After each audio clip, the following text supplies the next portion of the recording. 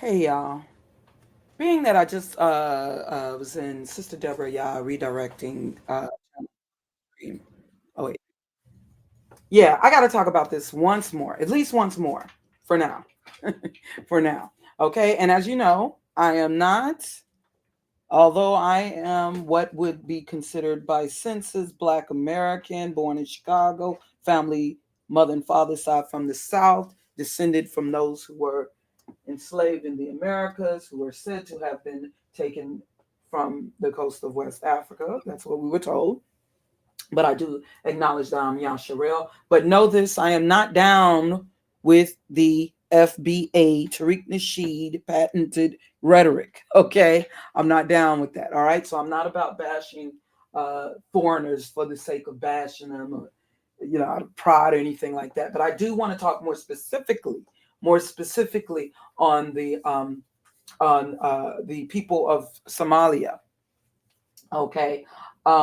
Yeah, because I was just on the live stream with Sister Deborah, y'all redirecting, and yeah, even though I was gonna talk on just early things, I gotta talk on this first. I have to talk on this first one more time, and let me just try to get to the point. Yeah, because not that long ago I was speaking on this. What was this, about a year ago? And because there were things that just were very very funny, very questionable with the whole incident, the whole case with Rhoda Osman, who some people referred to her as Brick Lady, and I felt that there was just something in me finding out her background. And then this is not about me being prejudiced against her or automatically disbelieving her because she's not Black American or Somali. No, no, no. It was information I found, her being a journalist, just different things that so I couldn't help but wonder, was this some sort of psyops or experiment, or to see how Black men and Black women would react to it? And more specifically, like especially when you consider the gender warring that's been going on and being fueled in social media, and I feel that we're being experimented on. But there were Black people, Black women who couldn't help but, as a Black woman, as myself, me being a person who had also been victimized, or who is a survivor of being well. Anyways, there were people who couldn't help but empathize with what they, with Rhoda Osman and what they believe happened to her, and that's totally understandable. And this is not me discrediting women who are actually being physically abused by men. uh yeah, but I do believe that nothing goes viral coincidentally. And yeah, and there were just things I had found out about her. But it also led me, to just looking at something a little more, because she was able to tap into our emotions as Black people, and even more specifically as Black Americans, those who would be referred to as Black Americans. And yeah, she came off as pro-Black, and as if she could relate to our oppression, our struggle, but anyways, yeah, there's the video of her singing Wade in the Water. And I remember my mama used to sing that. That's like an old Negro spiritual. Wade in the water. Yeah, my mama used to sing that all the time. An old Negro spiritual. God's gonna trouble the water. Yeah, and you see her here humming it, you know. Although, she's a, yeah, she's an American of Somali. Yeah, I believe. Yeah, she was actually born in Somalia, and I'm not saying that she can't. But anyways, let me play this video first before I go into it. Go more so into it. Let me play this once again. I put my live stream on this on my channel on private, but let me, because I just want to address this once again. Okay, and I had titled this. I did this about let me see, when I do this. I did this video about 2 years ago. Yeah, man, has it been 2 years since the whole thing with the Rhoda Osman? Has it really been 2 years? Doesn't seem like it. But anyways, like I say, nothing goes viral coincidentally. Okay, nothing goes viral coincidentally. So I titled this is Rhoda the Edomite mocking Yasharel. But yeah, Let me play this first before I go into my talking points and what I want to show you guys.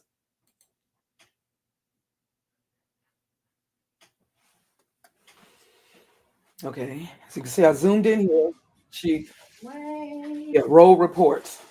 In the water, wade in the water, children wade in the water.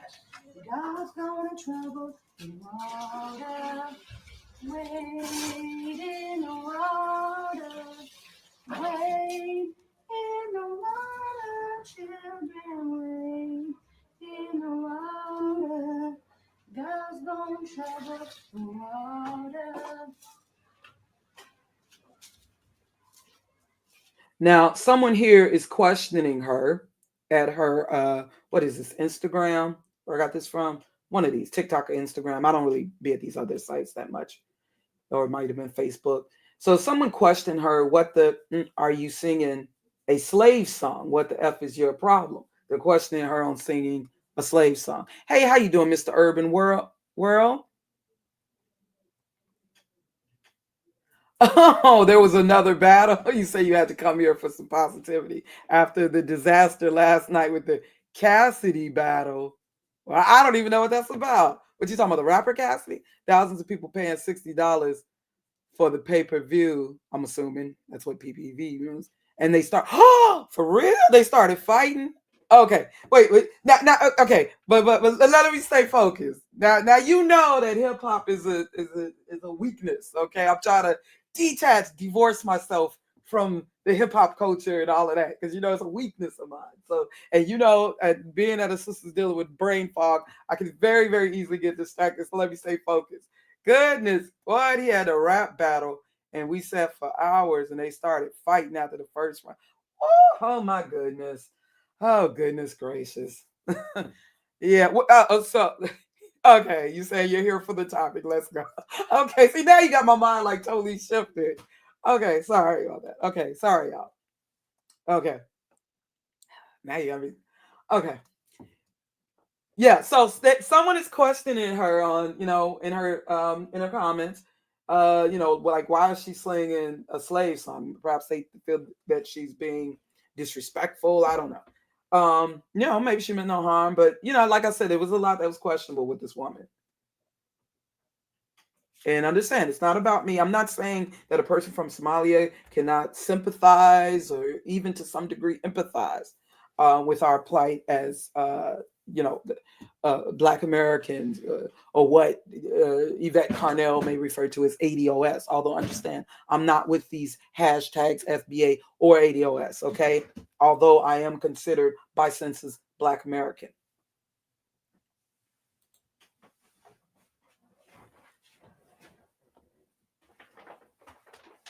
Okay, this is her with her brother. Well, not her twin brother, actually. He's 9 years younger. Now, what I focused on are the names, right? Now, this is public information. I'm not doxing anyone. This is from her site. She has Yakub.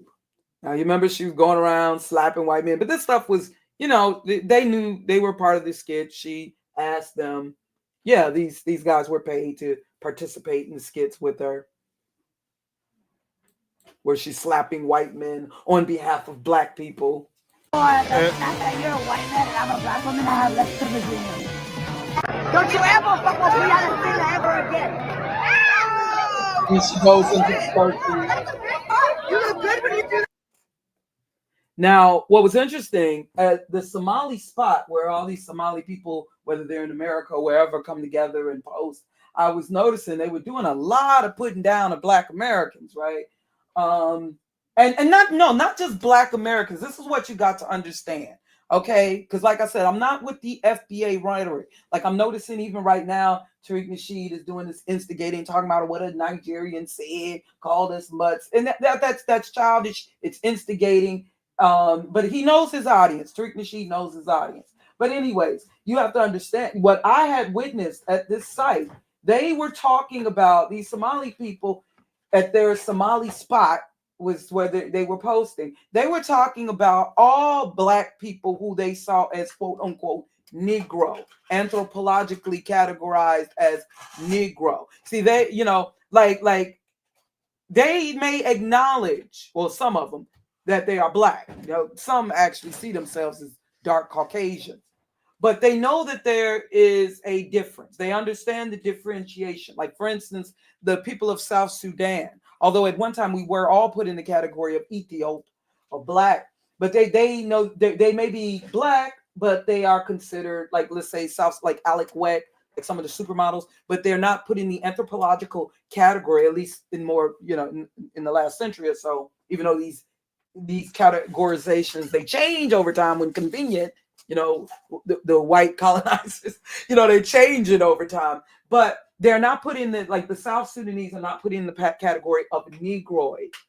Or, I know that's an outdated term, but they're not put in the category of Negro. They're put in the category of Nilotic. The people of the Khoisan, they're put in the category of Capoid. You understand? So these people, although black, although many may acknowledge that they are 100% Africoid, black, or whatever, they don't see themselves as Negro. So they were dissing any and every group of people, whether they were in the African continent or beyond, who they see as Negro. Do you understand what I'm saying? But who is specifically is the Negro? Why is always this specific group of black people? This specific group of black people who are more likely to be enslaved, targeted.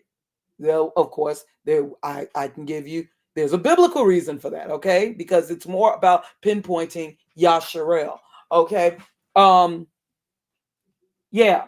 But anyways, yeah, I noticed they were talking about, and they use the term Mado. I don't know if I'm pronouncing it correctly, but M-A-D,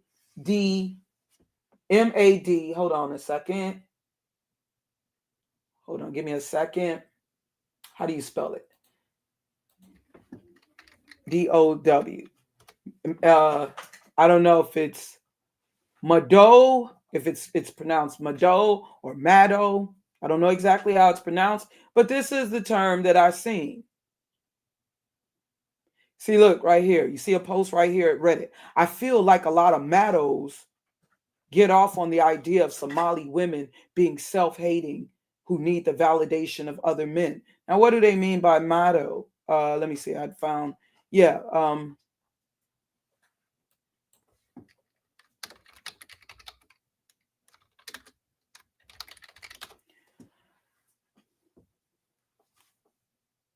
Yeah, it's meaning black. Mado, English.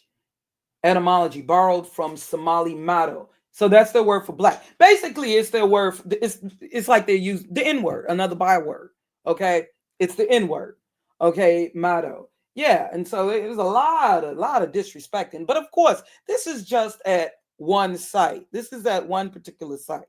Okay, they don't represent all. Like, I can find up in here people, Black Americans, just like I found that there were mixed people, Malawi people who are dissing black people in general, but that don't mean that they speak for everyone. I understand that. I know that. This is just a single site, okay? Yeah. But it's funny, it says Mado means heroin in Somalian, aka brown. But yeah, but that's the term. Yeah, and this is the spot right here. Somali spot. Let me see if I click into it. When did Somalia first started using the word Mado to start describing black people? Yeah, so that's the term that they were using. That's their little code, that's their little term that they use in talking about us. But I noticed whenever they were talking about the Mados, it was something really, really negative, Now, this was a couple of years ago. This, yeah, but let me get back to the video on Rhoda Osman. Yeah, but it was never nothing positive. It was always just something negative. Also, they were saying, oh, well, Brick Lady, or Rhoda Osman, they were saying that she trying to be like the ghetto Mado females, ghetto black women. And now that it's supposedly, it's been, I guess, she's been found, to have been not truthful about what happened to her. now, and even I believe supposedly given some time, even though I think that she's a social media personality, okay, up in here perhaps playing a role. That's just my opinion. Yeah. But they're disowning her. They're even going as far as saying, oh, she's got a Black American mother. Like they're saying, oh, she ain't like us. The twerk, all that stuff, even though a lot of that dancing, originates from the African continent. But she's saying they're saying that all of that, she's copying Black American women and their ratchetness and all of that. Yeah, but they understand. They're not just, they don't just target Black Americans, but all of those all over the continent who they see as Mato or Negro, that's including those of the African continent.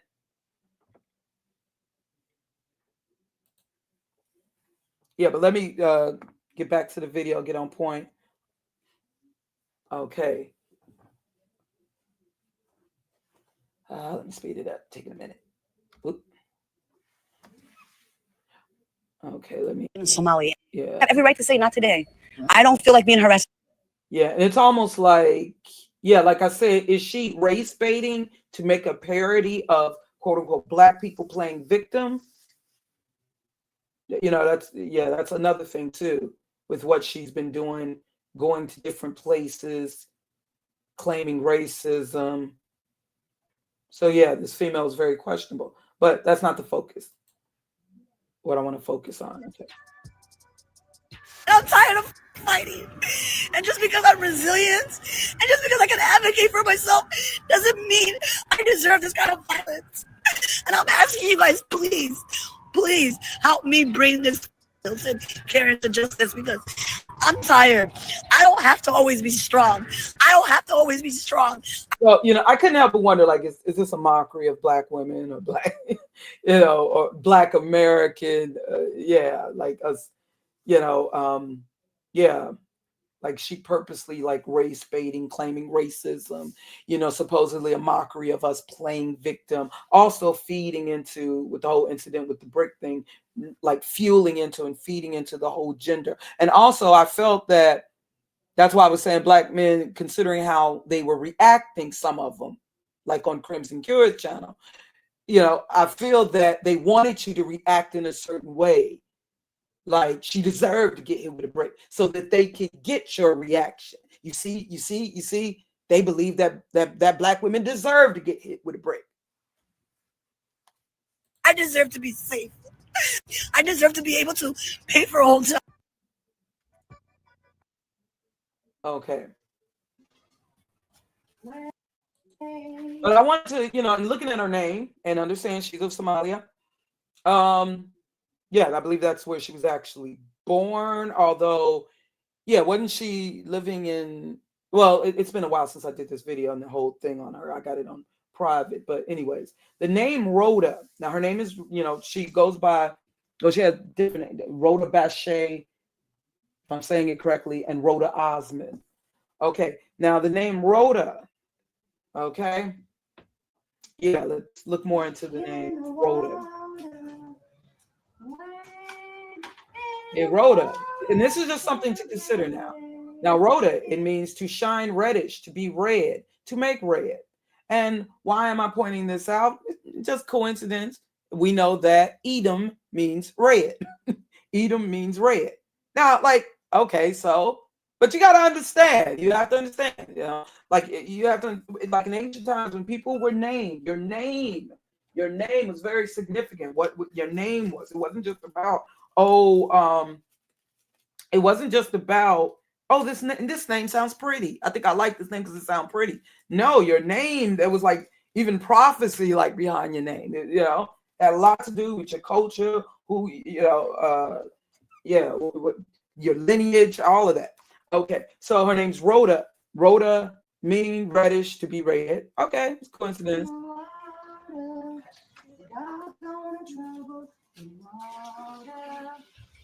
I also looked up the surname that she used, one of the surnames she used, Bashay.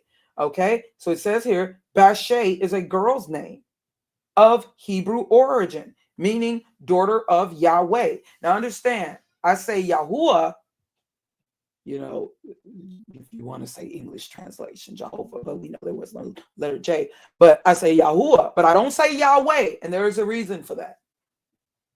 Okay, Hebrew, daughter of Yahweh. Okay.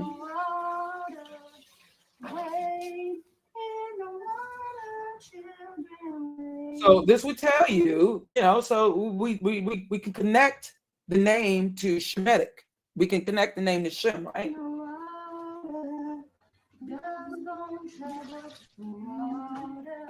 I'm so tired of people telling me, "This you got Indian hair." It's coming out of my black scalp, so it's black hair. How can I have Indian hair when I am black? First of all, civilization started in East Africa, where I am from, and I'm pretty sure I was here before Indians and South Asians in general. So I am their mother. Those are my daughters, okay? All them bitches is my son. Sorry for the profanity. I cannot have Indian hair. Indian women have black women hair because they are a recessive of black women, okay? So stop telling every black woman with soft texture hair that she has Indian hair. Black people possess every texture of hair. Okay, now consider what she's saying. There's somewhat truth to that. You know, that's somewhat, or I'll say somewhat factual, what she is saying. Yeah, if we're going to talk about dominant versus recessive dreams, but also understand that these are the walls. You see these walls here, like these are from the Babylonian walls or walls of Samaria in ancient time. This is an image of the Babylonian archers. Okay, Babylonian archers. You've probably seen these images. Okay, but these are also said to be on these walls. These are said to be Elamites, and it is believed that like I've talked about yesterday, it is believed that the indigenous or the ancestors of the Dravidian people. I'm not talking necessarily Hindu now. Hindu is different, but the Dravidian people, the ancestors of the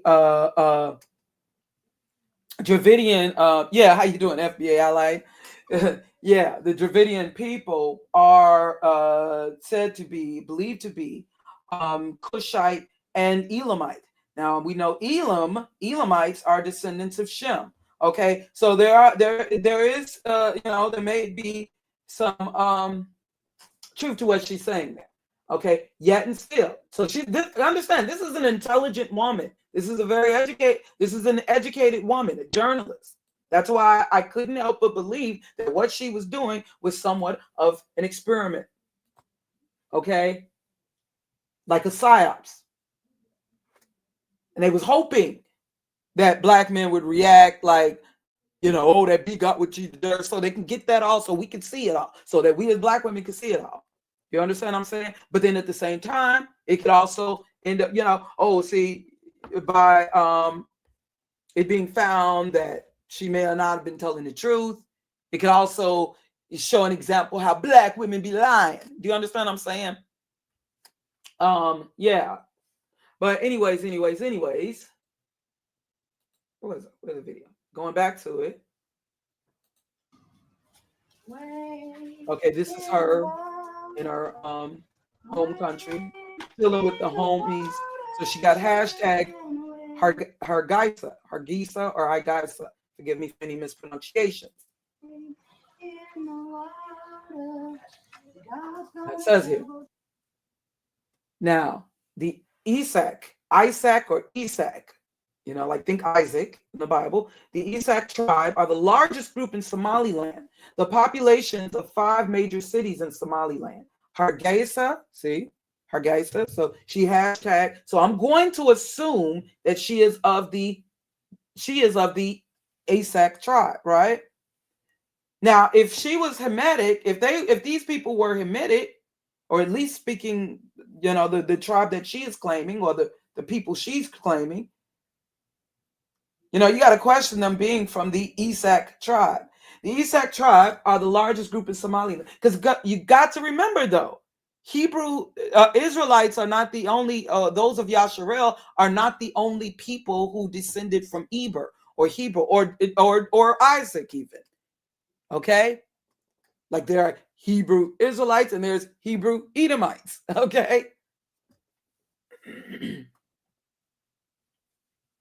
So the Isaac tribe are the largest group in Somaliland. The population of 5 major cities in Somaliland: Hargeisa, Burao, forgive me any mispronunciations, Berbera, interesting, Berbera, Arigavo, and Gabile are predominantly Isaac, or Isaac. Okay. Now she hashtag Hargeisa. So obviously that's, she has some connection with the Igasa. So I'm going to assume that her people are from the Isaac tribe. But I'm talking about one individual here.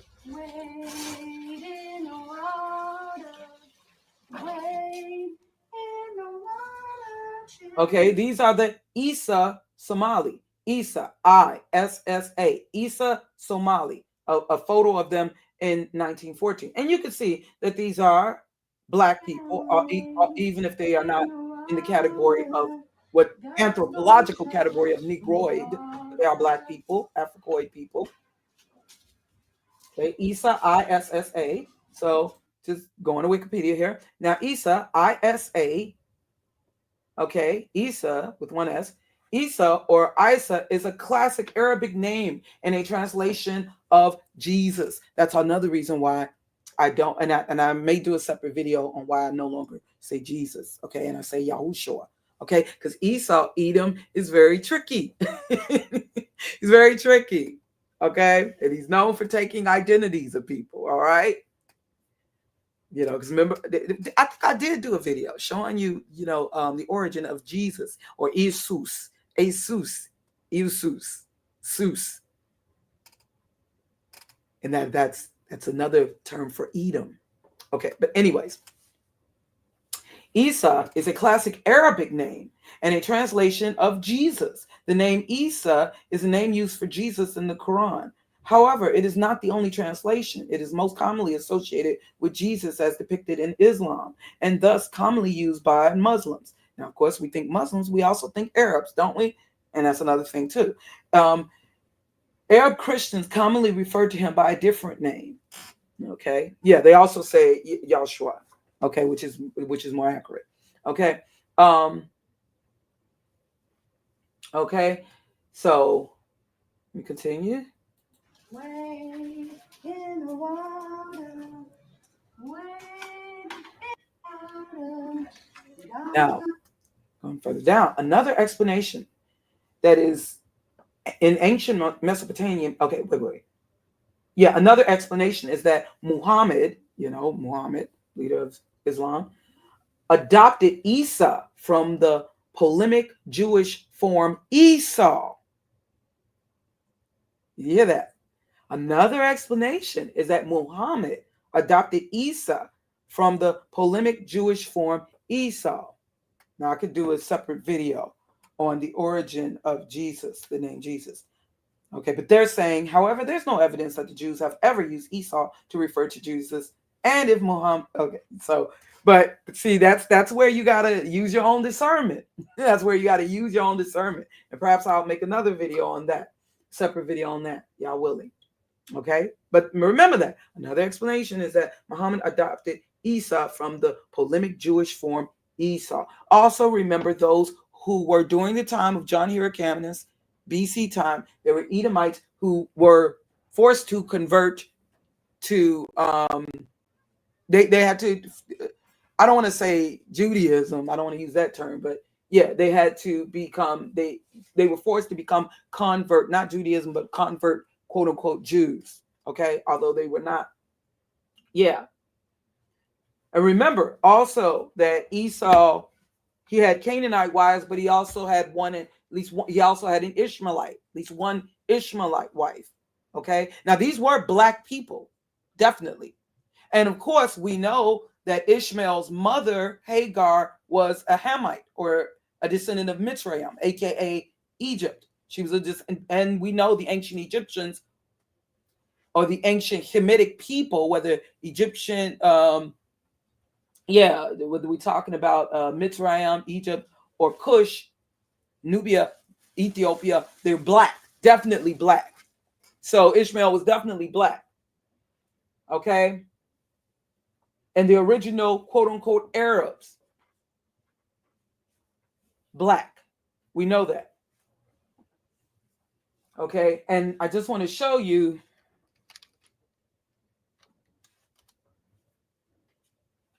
You see here,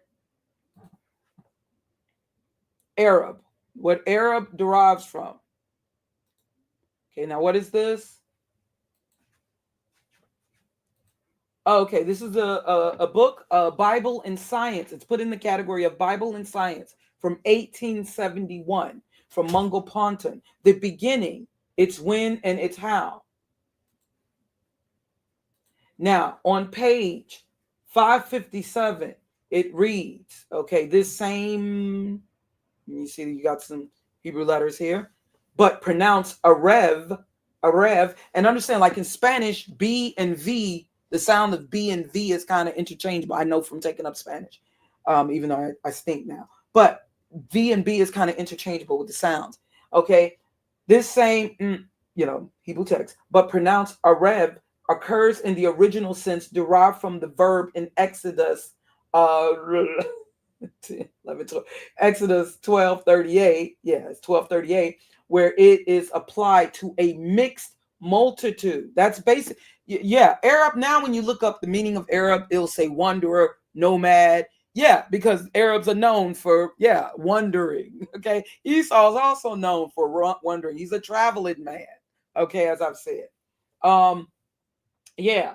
Now the name Arab. So basically, but it also, and originally, and especially when we're talking about when the Bible referred to Arabs, they were talking about a mixed group of people. We're not talking just mixed race, because there was no concept of race, and pretty much all the people on the planet at that time, all of the people, maybe with the exception of certain Canaanite groups like the Horites, all the people pretty much were melanated, or could be definitely by complexion put in the category of black. They were, brown to black skin, majority of people on the planet at that time. Okay. And these were, okay. You have to understand, Esau Edom has mixed with, has blended in with any group of people who were in power. Now, when the darker people, like during the Dark Ages, were more so in power, like he fused with them. When you had Hamitic nations like Egypt, or or Kemet, Ham, same thing. Cush, when they were in power, Nubians, and they mixed in with these people. You got to understand. They blend in with that's how they obtain power. They're first under these people, and then somehow through, excuse me for putting this way, kissing up, they rise to positions of power by intermarrying. And then what they do is they take on the identity of those people. And that's how Edom has stayed hidden over the centuries. That's how they have stayed hidden, by fusing in with different groups of people, like with the Canaanites, who they first intermingled with Esau's wives, like the Canaanites, and they formed the Phoenicians. I'll show you what I'm talking about later with the Phoenicians. Consider the scriptures at Psalm 83. Read this yesterday.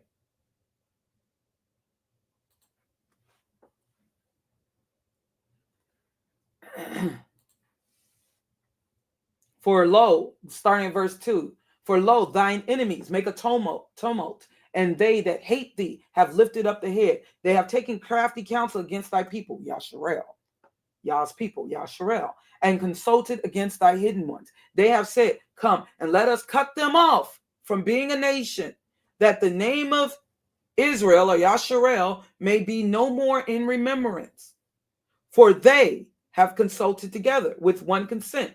They are confederate against thee. Now, who are they? Okay, it's going to tell you.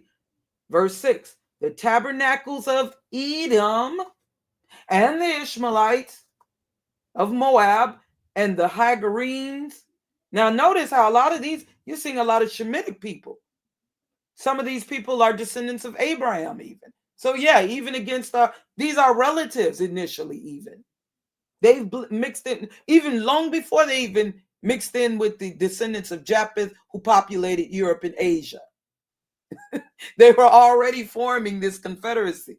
Yeah, these were, I believe. Now, some people believe when they think of the Arabs, they think just Ishmael. No, I believe that the Arabs are actually a mixture of. If you notice, Arab is not even really a race. It just like Latino, it's like an ethnicity. Except for Latino, they're more connected by language. Arab, they are more connected now by religion. More specifically, the Muslim religion. And I'm telling you, there is some evidence backing up the belief that Islam was concocted, the religion of Islam was concocted by the Catholic Church. In fact, the original home of the Mecca was not East Saudi Arabia. The original home of the Mecca was in Petra, Jordan, where Esau originally dwelled, where the Horites were, in Mount Seir. That was actually, you could find a video, you can find some information on this. There's even like a documentary style video on where the Mecca originally was. Okay? The Catholic Church and the Catholic Church of Rome and Islam both came, and Judaism came from Edom.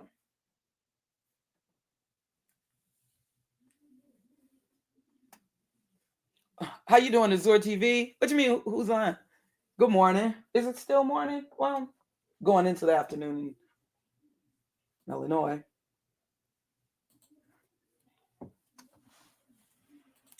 So you see the groups who are listed here that initially formed the these are basically what became the Arabs, the Tabernacles of Edom and the Ishmaelites of Moab and the Hagarenes, Gebal and Ammon. See, Ammonites and like the Moabites, these are descendants of Abraham, descendants of Eber. Eber, aka Hebrew, and Abraham a descendant of Eber. So these are Shemitic people. Now the Philistines are Hamitic. They're brothers. The Philistines, brothers of the brothers of Mitzrayim, or they come from Mitzrayim. Mitzrayim, the father of what became the Egyptians, with the inhabitants of Tyre. So that's also they consider the Canaanites. But these are the people, yeah. Assur, I believe is where, or Ashur, Shemitic, I believe that's where the Assyrians came from. Assur also is joined with them. They have Hopin, the children of Lot. And we know Lot was Abraham's nephew. Selah. So you see here, and again, let me show you. Erev, from this publication here, once again, from this publication here,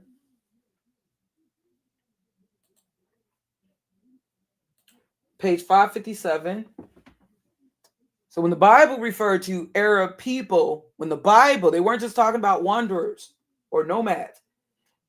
Erev, yeah, this is the Hebrew word, but pronounced Arev, occurs in the original sense derived from the verb Exodus 12:38, where it is applied to a mixed multitude. Now, when we're saying mixed, we're not talking about race. We're talking about these mixed lineages. We're not talking about geography, okay? We're talking about mixed lineages, okay? Mixed multitude. And the name Arab from the same radical was given to the inhabitants of the desert because they were a mongrel race. Now, understand that being that this book was written in 1871, so they're using the term race. And yeah, but there was no concept of race back then. These people could have all been pretty much black, or what, because you understand, at that time. Okay, so going back to on Rhoda, yeah, the Isa from the polemic Jewish from Esau. Yeah, another explanation is Muhammad adopted Isa from the polemical Jewish form Esau. And when you know Jesus, Jesus, Zeus, well, that's a whole nother thing. That's why I don't.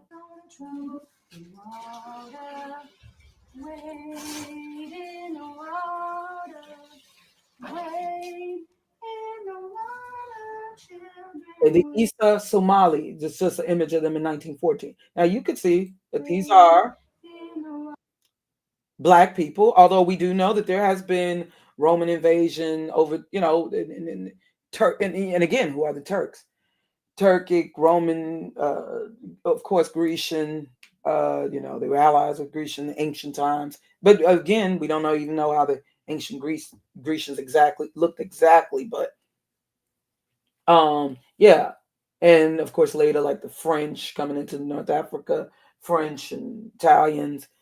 Well, yeah, well that is Romans. Yeah, but these are pretty much black people. Now the thing is, are they Hamitic?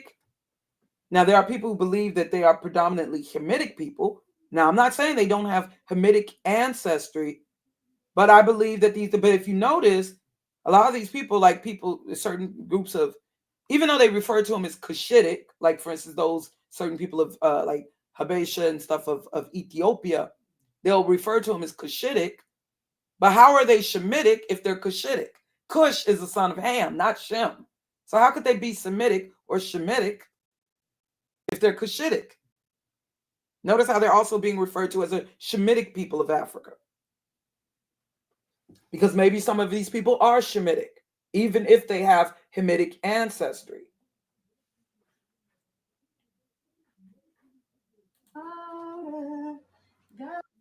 This is just a more recent, like, artistic rendering of a Somali warrior. Big Esau.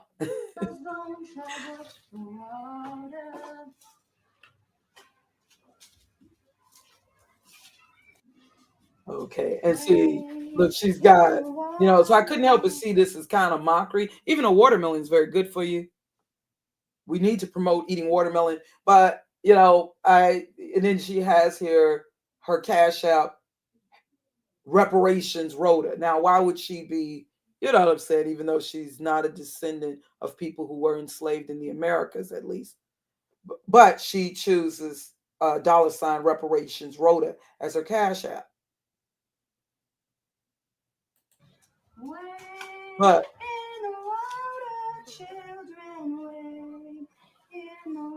so I'm looking at, she also, the name Rhoda Osman. Okay, this is from Britom.org. Is Turkey Edom? Country of Turkey. Okay, it says here, now this is what some people believe in the King James vibe. Okay, J. Tompkins wrote, okay, Shalom, Yair. Okay, in the King James Bible, in Obadiah 9, in the book of Obadiah 9, there is a statement referring to Teman. O thy mighty men, O Teman, shall be dismayed, to the end that every one of the mount of Esau may be cut off by slaughter. Some say that the phrase O Teman is phonetically identical to Ottoman, like the Ottoman Turks. I have never been able to understand the connection between the phrase Ottoman and Ottoman. Now, some people say, no, that's just, people playing with phonetics. Except that it is a coincidence. Ottoman appears in both the King James and Geneva 1560 Bibles. The Dewey version reads, and the valiant men of the South shall be afraid that man may be cut off from the mount of Esau. This is almost identical to the translation in the Stone edition of the Tanakh. I could be entirely wrong, but to equate Ottoman with Ottoman, Osman, is like poetic license to me. Osman is similar to an Irish name, Osmond or Osmond. Some British Israelite writers, writers from a century ago also identified. Now, understand, this is from a site, white people who believe that they are the Anglo-Saxon are the Israelites. But it's a thing of eat the meat, spit out the bones. So we can go to an older source. Some British Israelite writers from a century ago also identified Ireland as being Edom. I don't have enough information to make any kind of connection. Now, I've never heard that, though. However, I did learn that Esus, E-S-U-S, is Celtic for Esau, you know, very similar to Jesus. But Asus or Esus. I was going to trouble the water, wade in the water, wade in the water, children, wade in the water. God's gonna trouble the water. Yeah. So yeah, and you see she has on the leather jacket and the fro, kind of tapping into the whole Black Panther, Black militant vibes, and you know, and I couldn't help but wonder, was this somewhat mockery? But let me go for now. Let's, as I talked about with haplogroups. Okay, one more time. Let me go over this with the haplogroups, give you an explanation. Oh, excuse me. Haplogroups. All right. All right. On the left, in with the red, you have two Somali famous people who are Somali, who are of Somali descent. You know, the supermodel Iman, and the actor, I can't remember his name, who's playing Captain Phillip in that movie. Yeah. And over on the right are two Black people. One, I believe, is like Black American. The other may be, it's just two random quote unquote people who would be in the category of quote unquote negro or Negro. Okay. Whether they are from the United States or West Africa. Okay. And the Somali male, more than likely, even though I don't know their personal DNA test, but more than likely, the Somali male here on the left side, he is going to represent the E1B1B haplogroup, whereas the man on the right in the green, the green section, is going to represent E1B1A. Now, with the women, it's going to be different. More than likely, Black, like a lot of Black women or quote unquote Negro women, they would be in the haplogroup of the L's, whether it's L1, L2. But that's also common with Somali women. Also, you may share some of the same mamas in the L haplogroup. I don't know. But I'm mainly focusing on the male, since we're talking about, in talking about these lineages in relation to the Bible. I'm going to be focusing on the males. Okay. Now, what are haplogroups? Give me a second. I know this is going to be kind of boring. Okay. Now, as defined, what's a haplogroup? Once again, as defined by the International Society of Genetic Genealogy organization site. Now, through its Wikipedia page, but this is what they, the International Society of Genetic Genealogy organization, they describe a haplogroup is a genetic population group of people who share a common ancestor on the patriline or the matriline. Y chromosome DNA or Y DNA represents the patriline or the male ancestry. Mitochondrial DNA or mtDNA represents the matriline or female ancestry. So I'm going to mainly be talking about Y DNA or paternal male DNA. That's what I'm going to be referencing and talking now.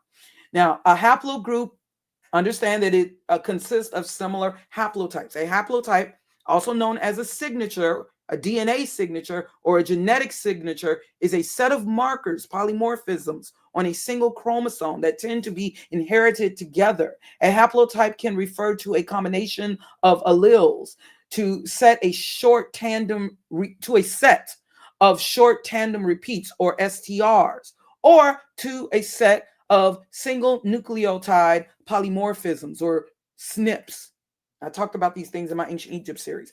Haplotype is a contraction. It's a contraction when you put two words together. A haplotype is a contraction of the term haploid genotype. And in genetic genealogy, the term is normally applied to the letters or numbers obtained from the results of a genealogical DNA test. Haplotypes can consist of varying numbers of markers depending on the test taken and therefore exist at at different resolutions. Okay. All right. So now understand that top level haplogroups, they are signed letters of the alphabet, and deeper refinements. So you see E, and deeper refinements consist of additional numbers and letter combinations. So as you break down, okay, like you got black people, but then okay, let's say you have quote unquote Negro people of Africa under the haplogroup E, but then there's this sect of quote unquote Negroes, and then there's this sect, yeah. So then they add a letter and then a lowercase number, a number, and then a lowercase number, and so on and so on and so on, because there's so many different groups and languages and culture, demographics of people. Okay, even within one family or one nation alone or one lineage alone. Okay, so let's when we're going to be talking about male haplotypes though. Hold on. So now when I talk, okay, I'm just going to, and doing a quick AI view and overlooking the haplogroups. Oh my gosh, really? Give me a second.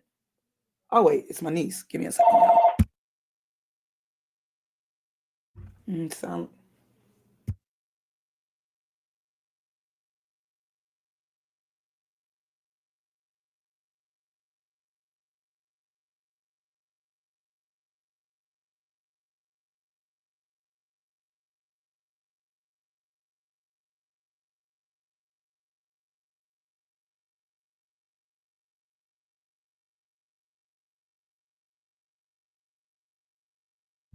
I'm sorry. I don't know why my great niece is Tasha's daughter is calling. She's calling for my grandchild. Even though, yeah. Now why she calling the landline when she has her own phone? And I'm gonna keep a landline. I don't know. I feel like I must keep a landline. But anyways, can y'all hear me? Please press 1 if you can hear me loud enough, clear enough, or let me just check for myself. See if I. Okay. Goodness. Hey, Venezuela. Oh yeah. Okay. So in talking, where was I? Okay, and talking about the Y DNA haplogroups in Africa. Okay, so I just typed this in Google. Now, Africa is a cradle of humanity, showing incredible Y DNA haplogroup diversity. Okay, dominated by the macro haplogroup E. So know that, before, because you do have some of these Hebrew Israelite groups who want to claim we ain't no Africans, Israel ain't in Africa. Those are all Hamitic people. Well, I believe that the haplogroup E may just represent Eber. That's where you get Hebrew from. Eber, Ebo, Ebola, Ebony, Ebo, Hebo. Okay. The haplogroup E, I believe, is definitely Shemitic. All right. So, and they're saying that Africa. So if now usually we think of the Hamitic people, but they're saying the majority of people in the African continent. And let me tell you, I see, even though they're not going to include this, I see the so-called Middle East is pretty much Africa. It's definitely more connected, in my opinion, with Africa than Asia. All right. The so-called Middle East, and they always have been. That's why there was always, like in the Bible, back and forth into the African continent, back into the so-called Middle East, back into the African continent. Okay, now I wouldn't include Mesopotamia, but definitely the so-called Middle East was, before the Suez Canal was completed in 1869, it was part of that same plate, the continent of Africa. So I would also include, Saudi Arabia and all those countries around the Red Sea. Okay, but I know I can't do that. It ain't up to me. But yeah, when we think of the continent of Africa, we automatically think Hamitic. Yeah, and that was, I do believe that was supposed to be the land that was given for Ham's descendants. Yeah, definitely. But we do have a lot of yeah, I say the Middle East Azure as being more so part of the African continent. Although yeah, but it doesn't really matter. But yeah, uh yeah, and it's interesting. They still call Egypt, even though they can't separate Egypt out of that cluster of land. But they refer to Egypt as the Middle East. That's what's interesting. Yeah. So Africa, okay, they're saying that the is dominated by the macro haplogroup E, especially E1B1A and E1B1B.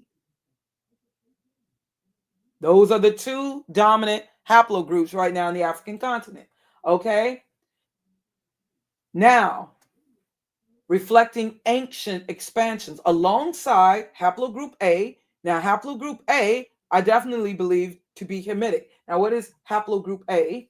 Haplogroup A, well, who are the people representing haplogroup A? Well, you should know by now.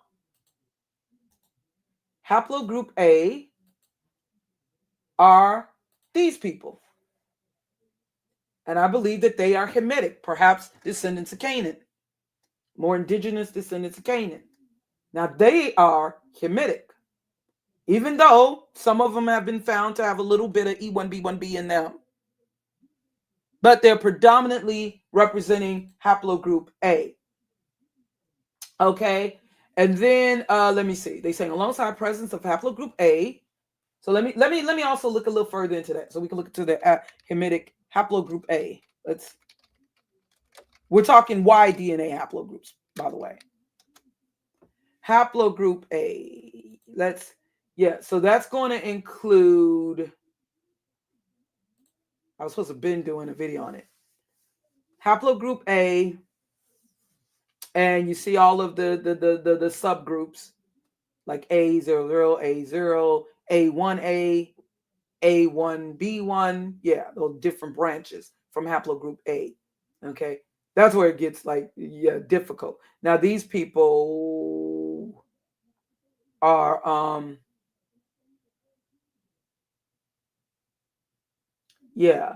the highest frequency Namibia. Yeah, like the Khoisan people. But also the Dinka. Now they look totally different because the people of like a lot of the Khoisan people, Nama are the Nama, let me see. Yeah, 66% Nama. The Dinka, 62% the Dinka. That's interesting because they look very, very different. But they are in the haplogroup A. Let me see. Dinka people. These are Hamitic people now. They're also in the Khoisan, they're in the same, or they have the same daddy, ancestral daddy.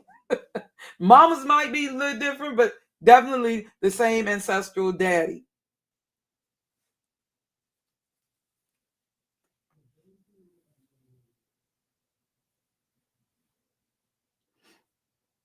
I didn't know that. I thought they just,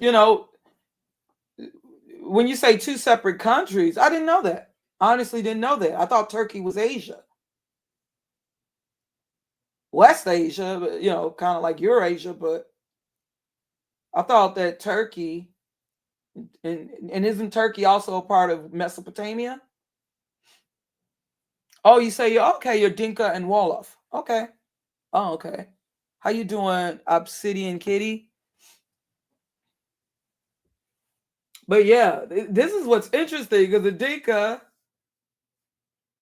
like the South Sudan, are very tall versus the Khoisan. But yeah, when it comes to, they are the same Y DNA haplogroup. Well, we're talking about the men. And these are Hamitic people here. These are descendants of Ham. Now, I can't say that I know whether or not they're descendants of Cush or descendants, because I always thought perhaps the South Sudanese people. Now, I can't say if they're descendants of Cush or descendants of Canaan. I am going to assume maybe Canaan, but we're talking, yeah, even though, but they are the A haplogroup. Let me see, and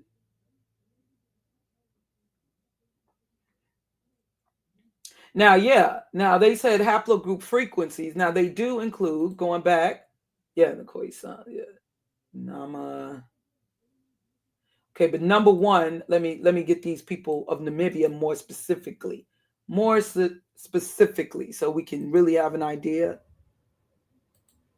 Yeah, so these people, oh gosh, I can't pronounce this word, but Sumkwe San people.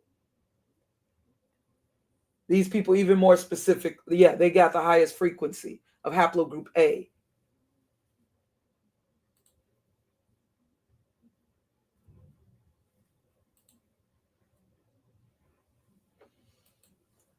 Okay, so coming back here, you can see then the Nama of Namibia. The number two frequency and percentages, 64%. And the Dinka, Shilluk. Yeah, now these are, they say our major Luo, Nilotic group. Now I know that, what's her name? She's Lupita Nyong'o of the Luo people. Yeah, and then they just got Khoisan, but the sign can, and they do have 41% Ethiopian Jews.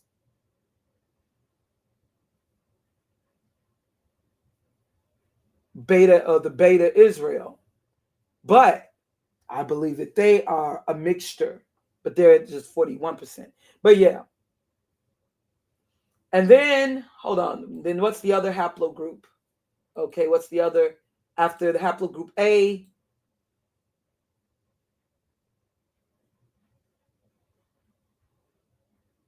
Doggone, I got all these tabs open. So then after haplogroup A, what's the other? So then you also have, there's also, well, they say next they're saying haplogroup J, but where's haplogroup B? So perhaps they're saying more of the haplogroup J is now haplogroup J. That's Japheth. That's Japhetic. Now, what son of Japheth exactly? I can't quite say. Haplogroup J. Okay. Haplogroup J is the believed to have evolved in the Caucasus or Iran. Think Aryan. The clade spread from there during the Neolithic, primarily into North Africa. So haplogroup J is not indigenous to the continent of Africa. Haplogroup J is more than likely of Japheth, not Ham.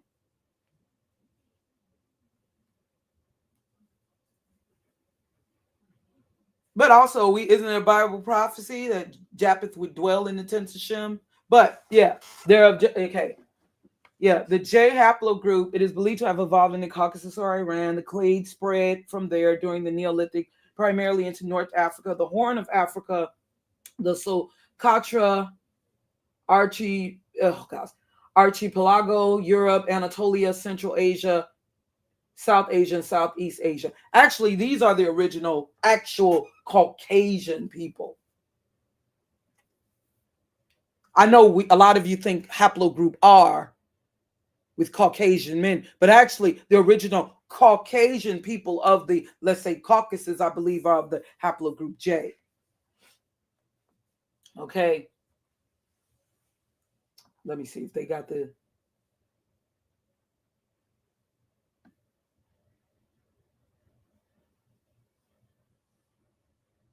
You see who's number one on top. Trying to see number one with the, let me see, JM267 Yemen is on top. Interesting. North Caucasus M172 North Caucasus and Greece. Yeah, going by the samples of the people. Then India, Italy, Greece, someone in China. Yeah, but the haplogroup J. But so what follows haplogroup J? Yeah, so haplogroup J. Then they say haplogroup R. Now some people think that haplogroup R, some people believe, let me look it up for myself, that haplogroup R,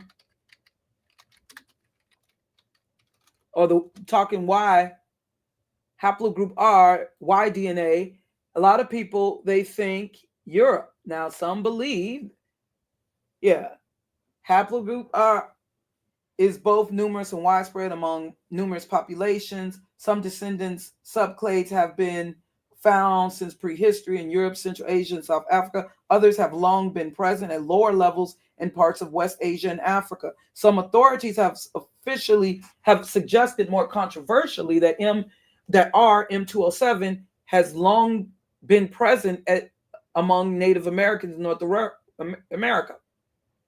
A theory that has not yet been widely accepted. Okay. Yeah. So, although, yeah, we usually, yeah, there's different theories on the origin.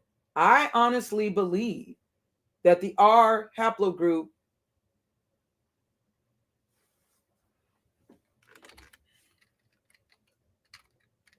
may have originated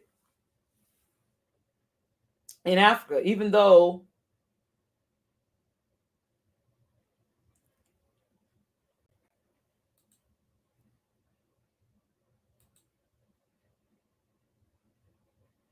for instance,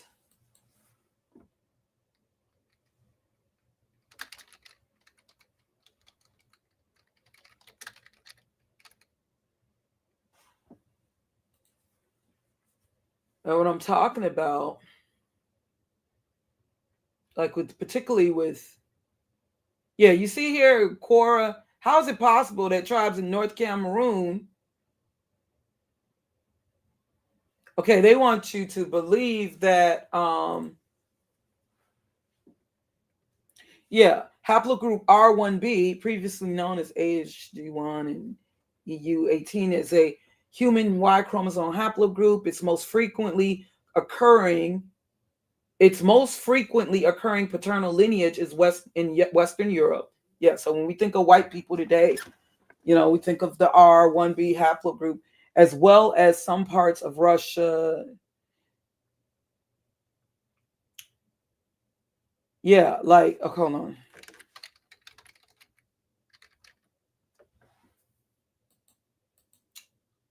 Yeah, because the old Demi, they are 95.5% of the old Demi people of Cameroon are under this haplogroup. So when you consider dominant traits versus recessive traits, this is,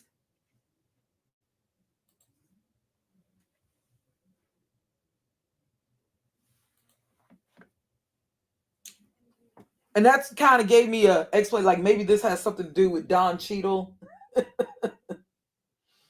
even when you think about it, they kind of have longer heads. I don't think, yeah, I think that this originated perhaps even with Hamitic people. Am I saying that the white people might be, some white people might be Hamitic? But yeah, I believe, yeah, because there's more that I have found to back up what I'm saying, but I just can't, I got so much information that's, yeah, like in folders and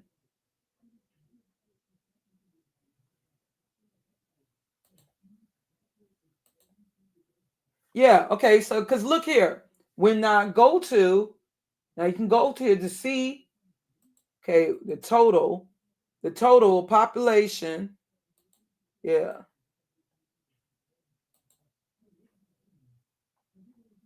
Yeah, like people of Chad, people, yeah, in Africa, the R1B.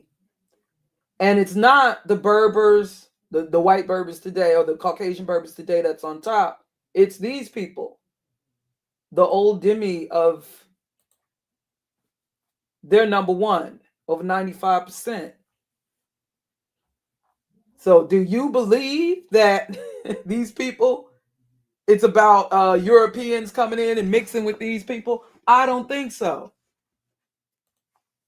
Or could it have been the other way around?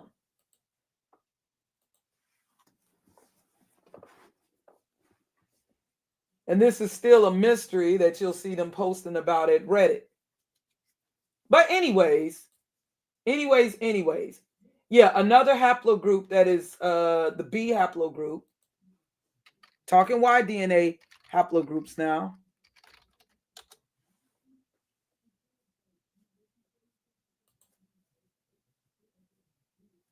And you got to understand, the original people all over the planet were melanated people. Haplogroup, yeah, wait, haplogroup B. Okay. Now the haplogroup B, another, yeah.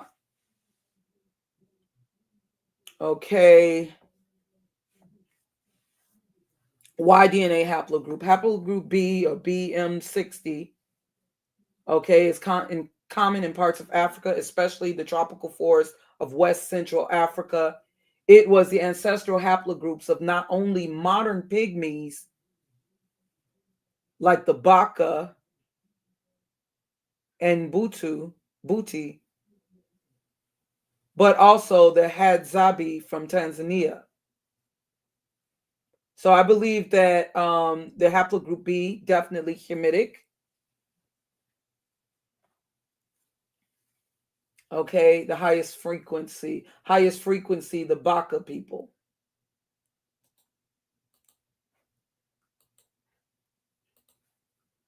Okay. So these are Hamitic people. Now, what would be interesting and fascinating is to place like who is Kush? Which haplogroup represents Kush? Which haplogroup represents Mitzrayim?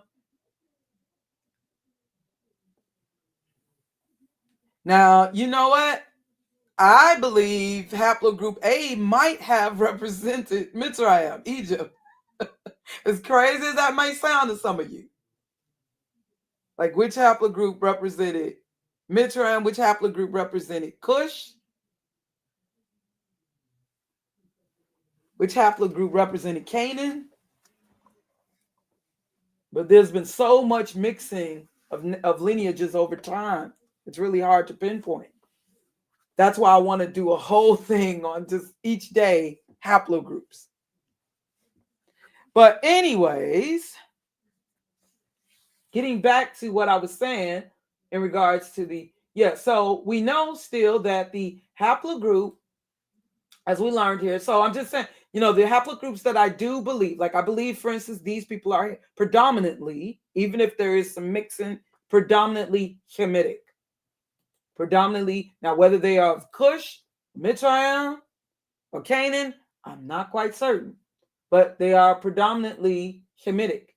These people predominantly, even if there is a little E1B1B or E1B1A, even maybe, like there are some Bantu populations in Namibia, but they are predominantly haplogroup A, Hamitic.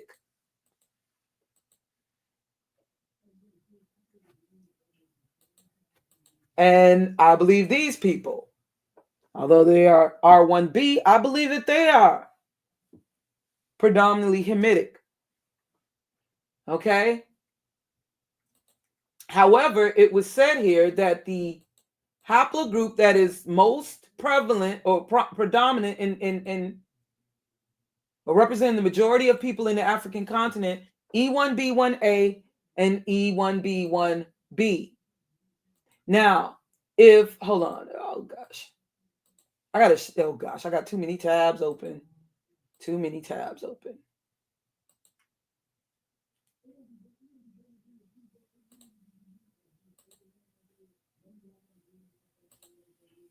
So, excuse me, I'm just closing all these tabs I got open. Because I'm getting confused. I can't find where I was and what I'm trying to show y'all.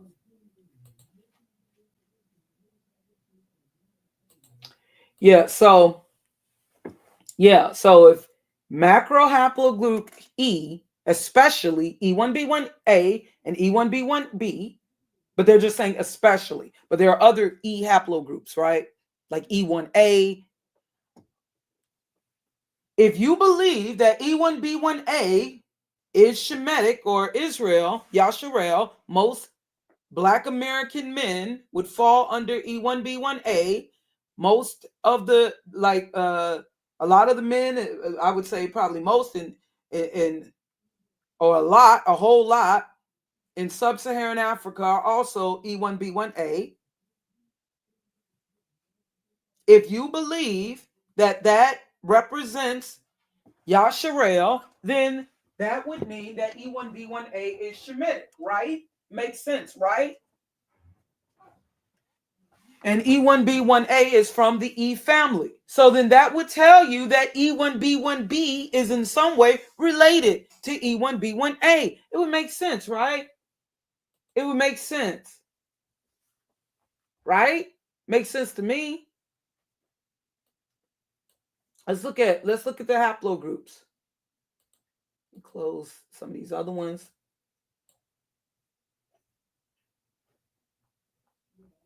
What they talking about? The thing I'm looking for is gone. No, it ain't.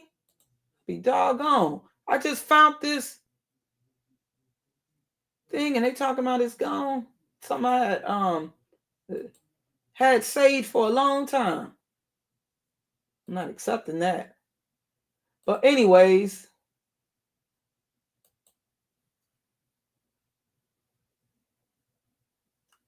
okay, so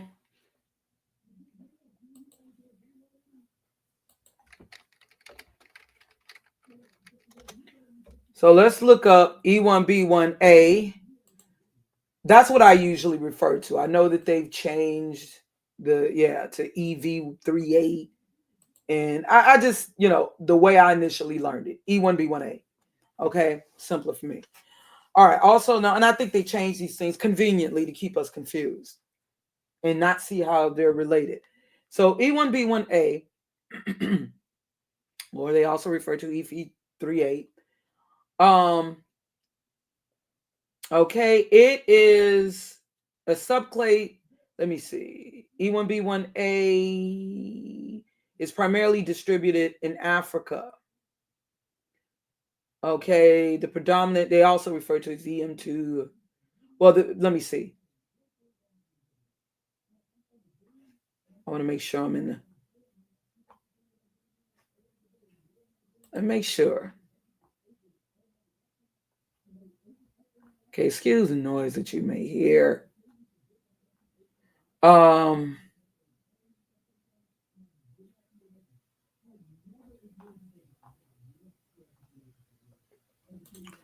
Okay, so E1B1A, most Black distribution, highest, its high frequency and diversity are highest in West Africa.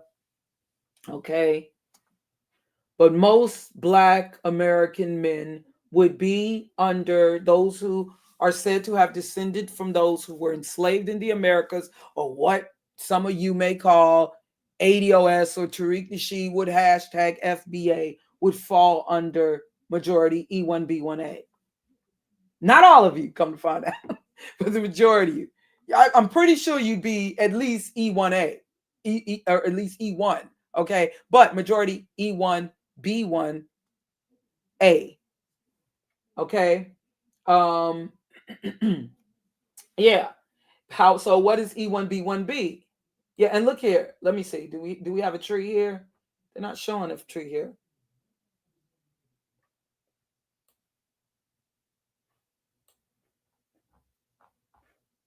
Yeah, of course there are many subclades. Excuse me, because I just be doing these. But let's go to E1B1B because this is what we want to talk about. E1B1B, and that, yeah, EM215 or E1B1B, formerly known as E3B, okay, is a major human Y chromosome DNA haplogroup. It has basal branches. It has two basal branches. It is primarily distributed in North Africa, the Horn of Africa, and occurs at moderate frequencies in the Middle East. Think Arabs, even if that's not their predominant haplogroup. Europe. Did you know that it was shown? Hold on. Let me show you something.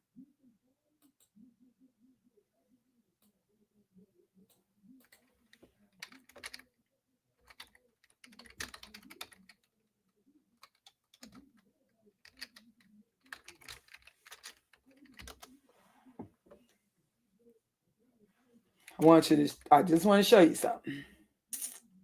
Now you can read this here, right? Because we got speaking code around here. So the Ish people that descended from Ashkenaz carry the paternal haplogroup E1B1B with estimates around 20%. 20%, that's kind of high. Of Ashkenazim belonging to it. Just for the knowing. But anyways, getting back to E1B1B. So it's primarily distributed in North Africa and the Horn of Africa and occurs at modern frequencies in the Middle East, Europe, and Southern Africa. And it occurs at low frequency in Ethiopia. Now, what particular Ethiopian people, though? Yeah, so you see they have like a little branch here, the haplogroup E. Now, the haplogroup E, let's assume that the haplogroup E is Eber in the Bible, Eber, where Hebrew derived from, Eber, right? So let's just say, let's think that E1 might be Eber. Let's say E1 might be, let me see, I'll say E1B. Yeah, E1B might have been Abraham, right? E1B. E1B2, maybe that's Ishmael, his son Ishmael, but then he had other sons too, so then we'd have to explain that. But let's say E1B1 might have been Isaac. E1B1A, let's okay. E1B1A, that's Jacob. It would make sense. E1B1B would be Esau. But the thing is, they're saying that there's an E1B1C. But when I looked it up, it didn't really give me anything. It was like just an extension of E1B1A. It was like E1B1A2. So I don't know what that would be. But if E1B1A, wouldn't it make sense that E1B1A would be twins? But notice how E1B1B is kind of split. I wonder why. But E1B1A, it would make sense that E1B1B would be like twin to E1B1A, right? And yeah, the people that are in, let me see. Additionally, haplogroup E1B1B has been found in ancient Egyptian mummy, excavated at the Abu Zir El Malik. Yes, the Edomites, they did, and I want to go more into that. Did the Edomites during an ancient time? Now, I'm not talking in relatively recent years. I'm talking about in ancient times. Did the Edomites fuse in with the Shemitic people, the descendants of Mitzrayim and Cush? During the powerful time, the Egyptian dynasties? I believe so.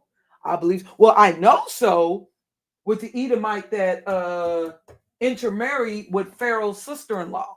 What was his name? Was it Hamar or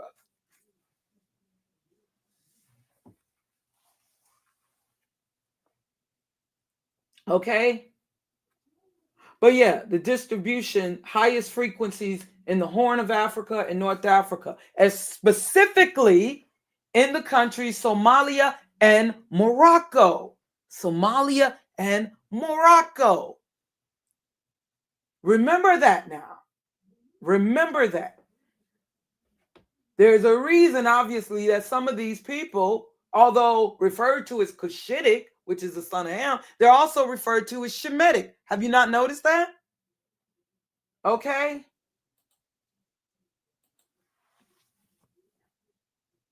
Look at this. Berbers and Albanians, E haplogroup, and linguistically similarity rather. Berber languages and the Berbers. Now, even though our people were referred to as ancient Berbers, but Berber just means foreigner. Okay. Now they're the Moors, but now they want to tell you. But I notice when I showed you in old definitions of the Moors, they did not use the term Berber. They didn't use that term Berber. When I showed you in dictionaries and encyclopedias giving you descriptions of the Moors, defining the Moors, they did not use the term Berber or even Arab. They didn't use that at all. Berber, Moor was synonymous with black, even synonymous with Negro. But just want you to consider something. Yeah, but you're still in the E family, though. How you doing, Fran Brown? You're still in the E family. But that is interesting. That's why I'm trying to figure out who exactly. I know the Moors were black, but who were they exact? And I'm talking about the Moors that had dominance over Iberia. Because there was a time they called us all Moors, even in Germany. But I'm wondering who those specific Moors, because they make there's a differentiation between the Moors and the Jews. And we know who the Jews of Portugal and Spain were. We should know by now. If you don't, check out Hidden Hebrews, B'nai Israel. But yeah. Yeah, it says here, Berber languages are quite suitable for comparison with the Albanian because among the Berbers, E haplogroup, similar subgroup as Albanians, also I believe Serbians have a high percentage of E1B1B. And they're talking E1B1B here. Is prevalent. They belong to North Africa and have preserved their distinctiveness despite the influence of Arabic and French. I give the example of comparing Albanian words with languages of Berbers of Morocco and Algeria. Now, understand, I believe that Algeria, you know what they say where in the Apocrypha where the northern 10 tribes, they went into to what's the land? The northern 10 tribes, Arsareth. Some people think the United States. Doesn't make any sense at all. I believe that Arsareth, the land they fled to that man had not yet inhabited, I believe that that was Algeria. But of course, eventually our people had to keep fleeing. They had to keep going. And I'm talking Yasharel. But I believe that Arsareth was Algeria. But of course, our people had to keep going further and further into the African continent. And that's just some of our people. But our people was also in Europe. Know this. Our people were also in, and those specifically, the Negroes were actually referred to those who were of Iberia. I showed y'all this, how they referred to the Africans, and then they said the Negroes, like separately. Negros. Okay. But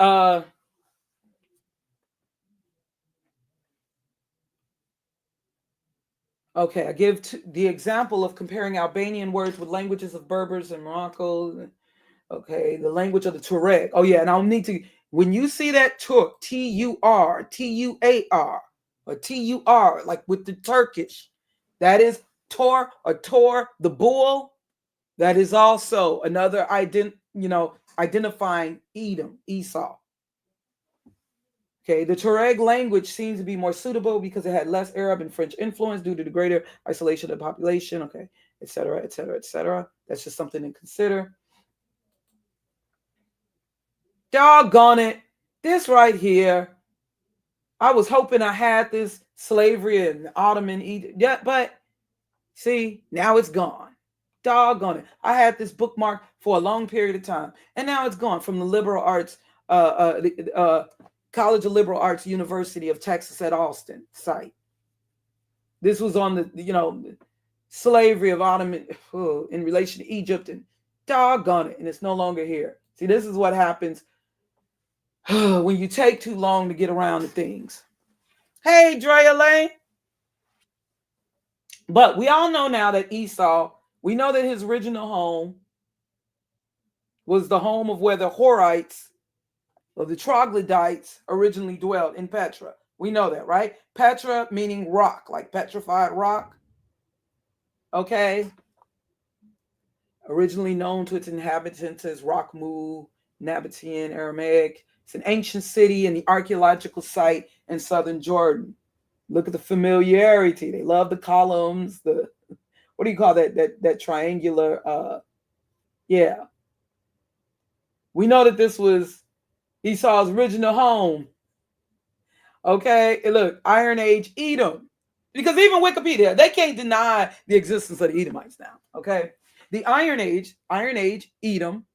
The Iron Age lasted between 1200 and 600 BC. In that time, the Petra area was occupied by the Edomites. This is what they say here, Wikipedia. The configuration of mountains in Petra allowed for a reservoir of water for the Edomites. This made Petra a stopping point for merchants. They were very good at trade. See, they can't deny, just like they can't deny that the Hittites existed, they can't deny that the Edomites, there are Egyptian inscriptions talking about the Edomites, Aduma, the Romans, the Grecians, even though Esau infused with them too, mixed with them too. They spelled it with an I, Edomians. So they can't deny that the Edomites existed. But what happened to them? Okay. Yeah. The configuration of mountains in Petra allowed for a reservoir of water for the Edomites. This made Petra a stopping point for merchants, making it an outstanding area for trade. Okay. But this was originally their home. Initially, the Edomites were accompanied by nomads who eventually left.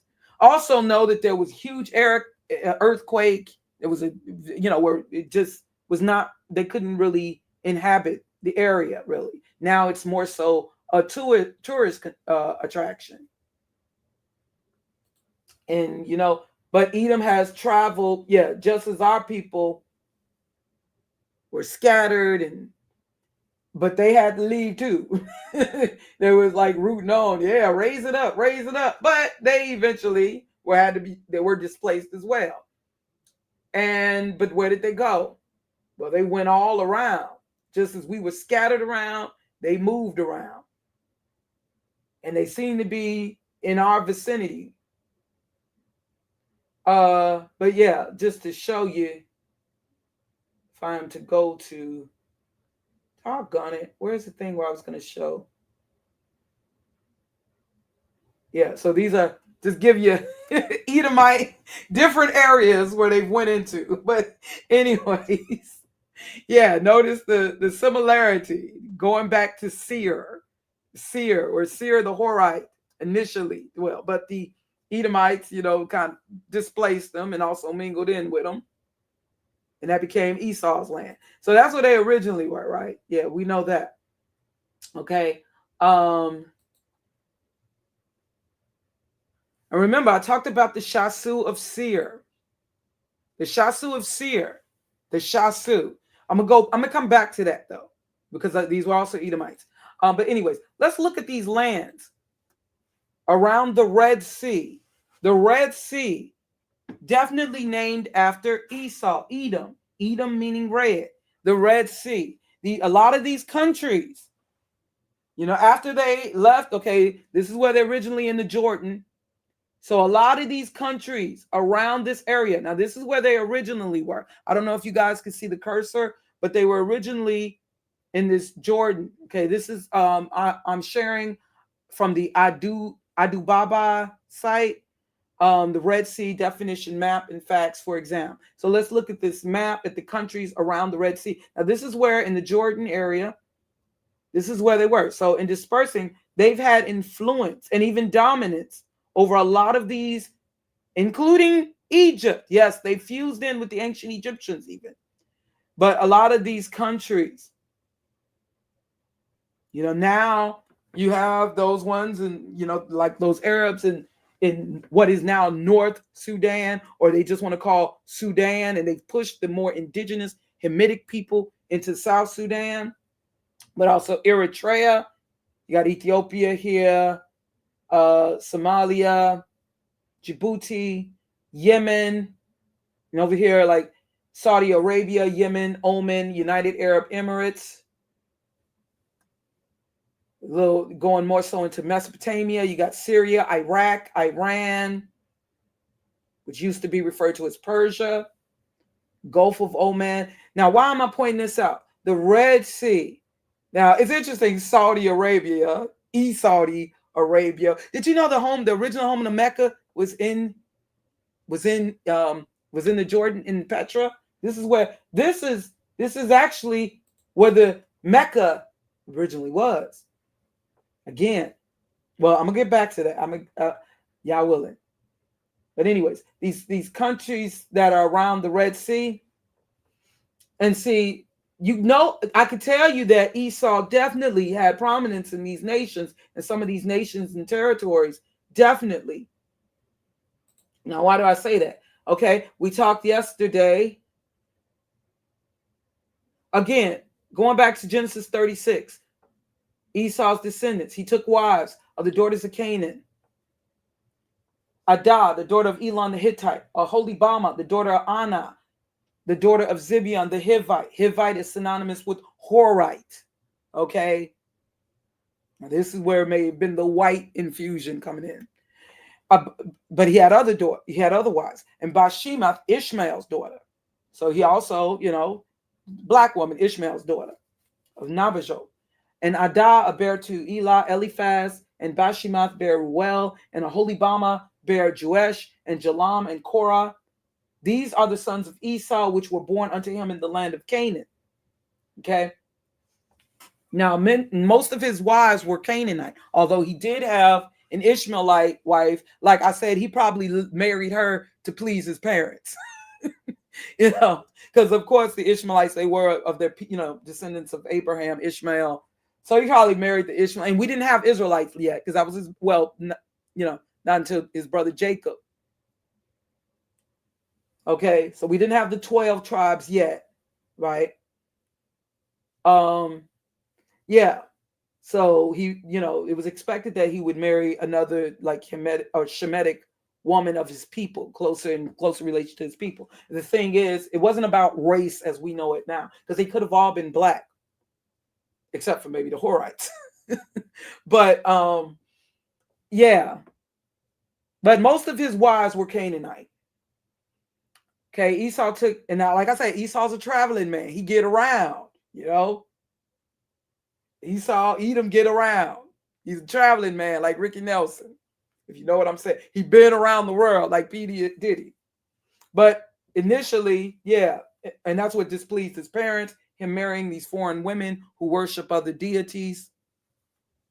Esau took his wives and his sons and his daughters and all the persons of his house and his cattle and all his beasts and all his substance, which he had gotten in the land of Canaan, and went into the country from the face of his brother Jacob. For their riches were more than that they might dwell together, and the land wherein they were strangers could not bear. Okay, so yeah, and he dwelt in Mount Seir, the Horite. Okay, so he initially mixed in with the Canaanites, who were Hamitic, right? However, it is questionable the father, even if the mother of the Horites may have been of Ham, the father may have been of the Rephaim. Rephaim being of the Nephilim, if you know where I'm going with that. But that's another discussion. Yeah. But we could definitely say that he had some Canaanite wives and one Ishmaelite wife, at least. Okay. These are the generations of Esau, the father of the Edomites in Mount Seir. These are the names of Esau's sons: Eliphaz, the son of Adah, the wife of Esau; Ruel, the son of Bashemath, the wife of Esau. Like I said, there is no way that this is fiction. Something so chronicled and detailed could not be fairy tale or fiction. This is like a diary. These are journals. And the sons of Eliphaz were Teman, remember the names, Teman, Omar, Zepho, and the book of Jasher. I don't know if you guys believe that to be historically accurate, even if you don't believe it's a divine book. But the book of Jasher, some people question it, but it goes into some detail on Zepho, who who gained favor with the ruler of Italy.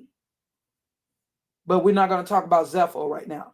And the sons of Eliphaz were Teman, Omar, remember Omar, Zepho, and Gatam, and Kenaz. And Timnah was concubine to Eliphaz, Esau's son, and he bare Eliphaz Amalek, father of the Amalekites. These were the sons of Adah, Esau's wife. And these are the sons of Ruel, Nahath, and Zerah, Shammah, and Mizah. These were the sons of Bashemah, Esau's wife. And these were the sons of Aholibamah, the daughter of Anna, the daughter of Zibeon, Esau's wife, and she bare to Esau, Jeush, and Jalam, and Korah. These were dukes. They're referred to as dukes. These were dukes of the sons of Esau, the sons of Eliphaz, the firstborn son of Esau, Duke Teman. Notice that term, Duke. Now, where do we hear that term used? With who? Duke Teman, Duke Omar, Duke Zepho, Duke Kenaz, Duke Korah, Duke Gatam, Duke Amalek. These are the dukes that came of Eliphaz in the land of Edom. These were the sons of Adah. Okay. And it goes on and on. So, yeah. Oh, yeah. And also talking about the sons of Seir, the Horite. Lotan, Shobal, Lotan. Sounds familiar? Shobal, Zibeon, and Anna. But we're not talking about the Horites right now. But so remember, though, Duke Teman and Omar. And think about it. Going back to that map. Got the country, Oman. Somebody told me when I did a stream, they believe, I didn't even think about that Oman, the country Oman have been named after Omar, son of, but Yemen. Okay, now I don't know about Oman being named after the son Omar, but Yemen, and we can say Saudi Arabia, but Yemen, I could definitely with Yemen. Now, why am I saying this? Okay, again, I know I went over this yesterday, but being that I put it on private on this channel, I'm going to keep this one up. Yemen, originally, now this is from the JewishEncyclopedia.com, originally the name of a tribe and then a distinct district of the Edomites, Teman, we're talking about here, Teman. In biblical genealogy, it is the name of the eldest son of Eliphaz, firstborn of Esau, and one of the dukes of Edom. The genealogy here noted proves that Teman was one of the most important of the Edomite tribes. And this is confirmed by the fact that Teman is used as a synonym for Edom itself. The Temanites were famed for their wisdom.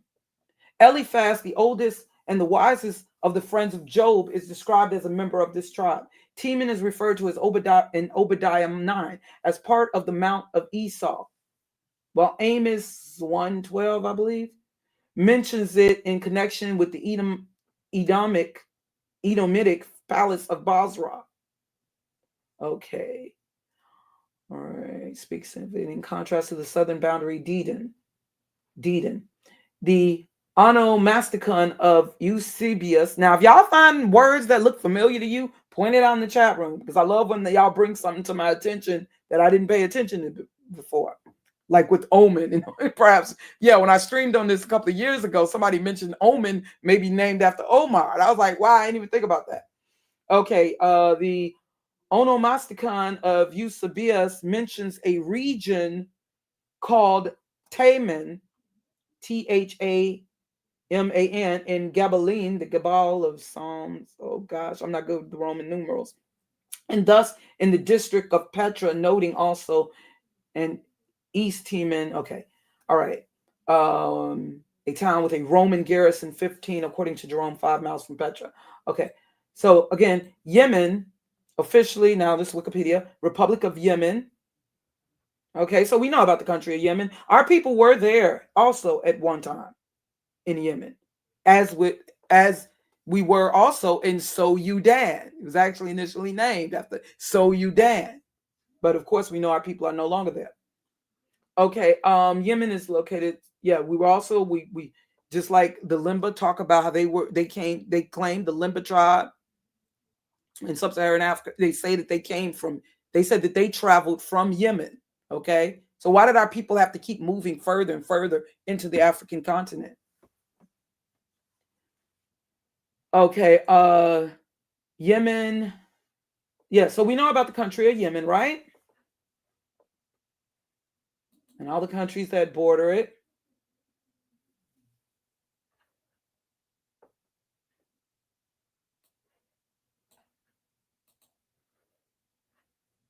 So Wikipedia also, Teman, synonymous with Edom. This is also Wikipedia. Teman was the name of the Edomite clan and of its eponym, according to the Hebrew Bible in Genesis. The term means south and was later applied to Yemen. Yemen.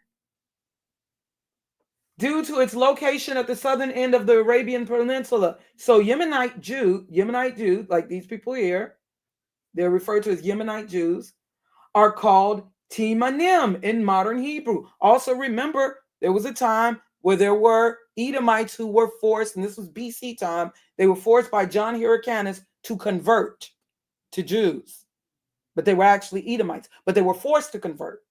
Now, I don't know if that's exactly these particular people, but that's something we also need to remember. But just so you know, hold on.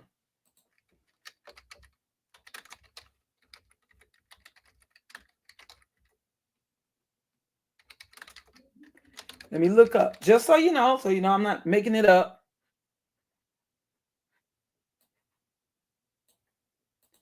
Yes, John Hyrcanus, he lived in BC time. The Hasmonean ruler famously enacted the first recorded forced conversions in Jewish history, compelling the Edomians or the Edomites in southern Judea to adopt Judaism by offering them a choice between conversion and expulsion. Okay?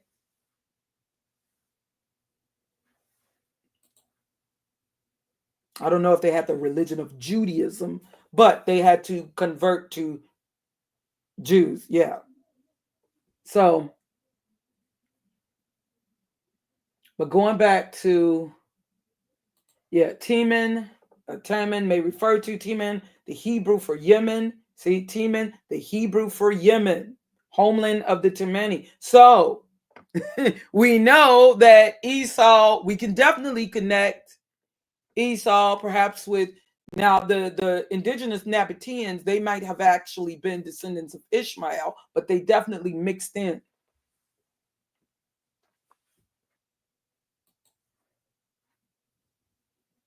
Also, need to look into Edom. Okay, this is on Edom in the, I'm sharing this from, well, this is on Edom in the Hyksos.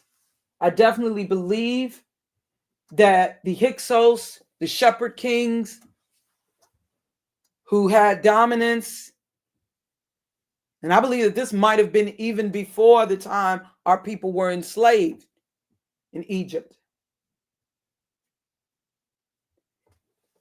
Yeah, it's on Edom and Hyksos. Of course, I'm not expected to read all of this, but it is really something to look into it. The enormous Hyksos Empire, the mixed origin of the Edomites. Let's see, how can I jump to it?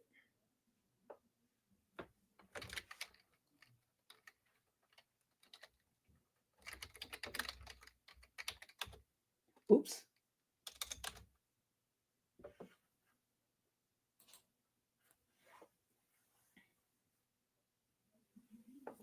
Much more space is given to the origin of the Edomites in the book of Genesis than to any other non-Israelite nation. Must be a reason for this. Ishmael's descendants, for instance, are dismissed in just 7 verses.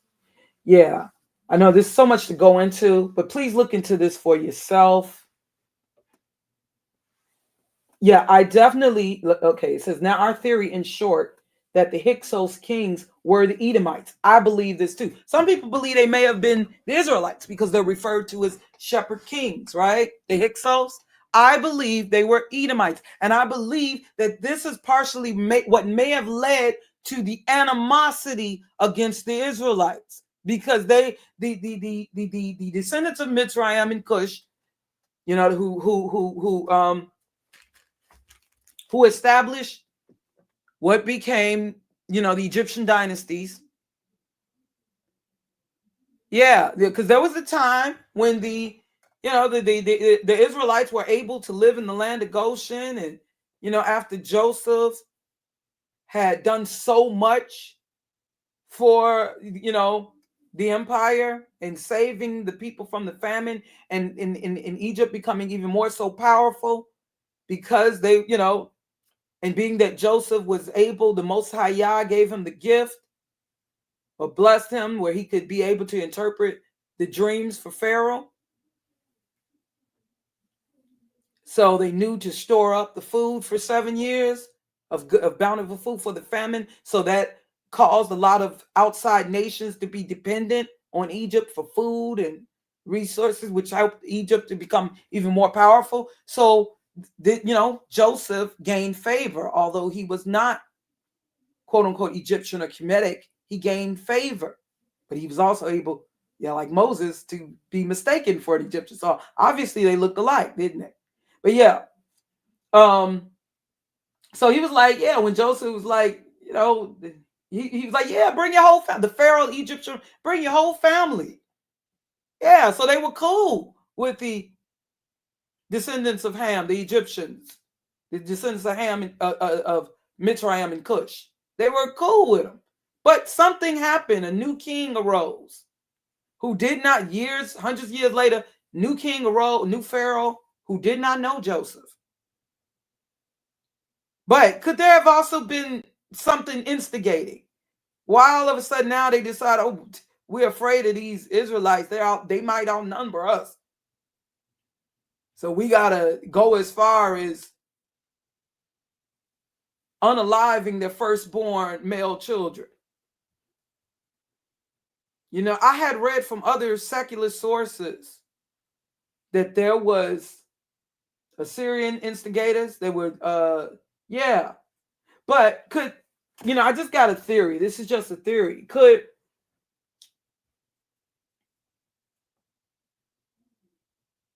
yeah. And you know, and perhaps I'll come back another time and read more of this.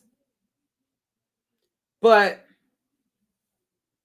could they have been also influenced by the Hyksos? I got more to back up that the Hyksos were perhaps Edomites, the shepherd kings that became a problem. And think about it. Think about it. And I'm talking, yeah.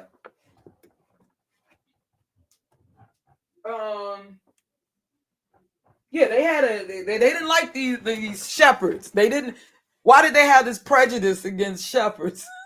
You know, the Hamitic people.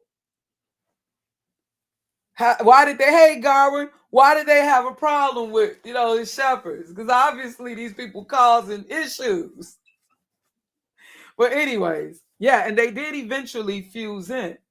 But yeah. But going also to I'm gonna tell you that definitely you should know that the Red Sea was named after Esau. Because it used to be called, if you look at older maps, you will see that it was not called the Red Sea, but the Erythraean Sea. Now, what does that matter? Yeah. It matters because I believe the Red Sea or Erythraean Sea, that's where Eritrea was named after. It was named after an Edomite king. Now, they'll tell you, oh, this is fiction. No, I believe that he really did exist, an Edomite ruler. Okay, so you see here, Erythraean Sea was a former maritime designation that always included the Gulf of Aden, et cetera, et cetera, et cetera.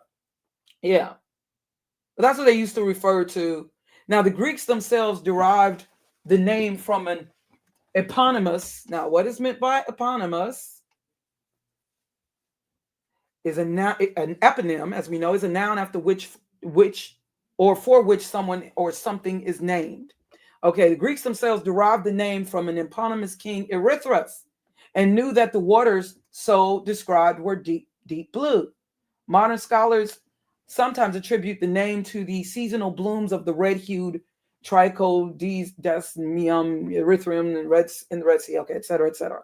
Okay, but yeah, some will say, well, Erythras, okay, let me see.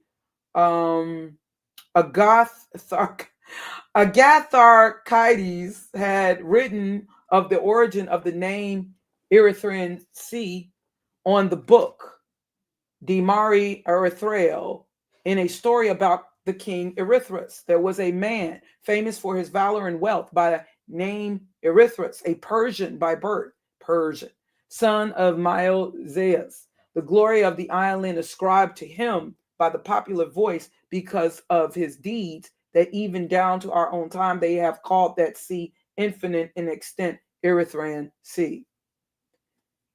Okay. And see, understand the Phoenicians, they were also Edomite. They just take on the identity of the Canaanites. They fused there. They were mixture of the, but anyways, and they were good at trade. Remember that. But let's get a little more information. Now, what am I reading from? On King Erythras. So I say, I got to look into this more myself. Understand, these are information I've been holding on to for some years now.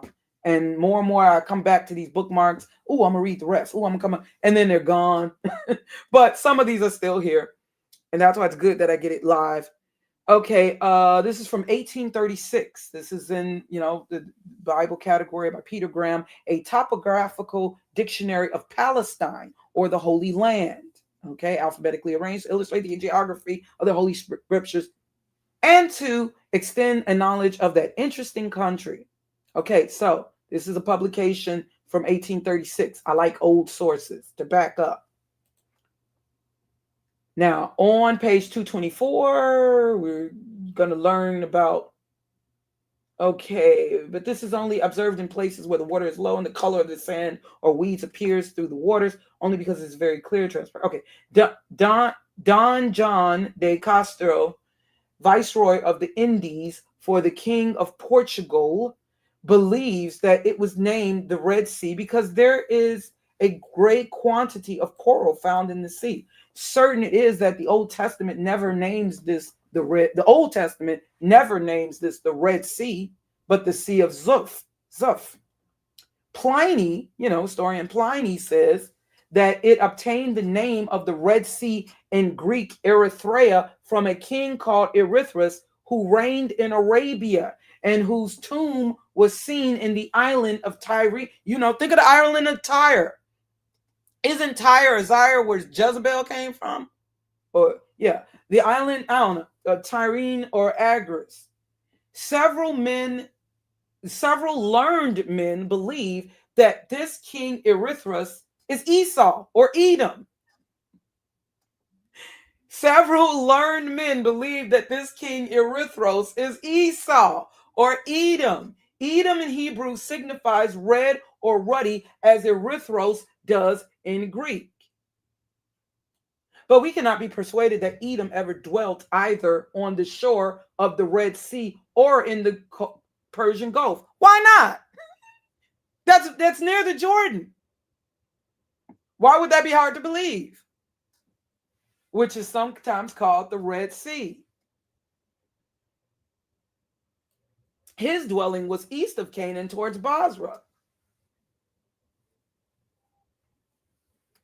So they're going to tell you that, just like they say, oh, well, Kemet, it's named, black land.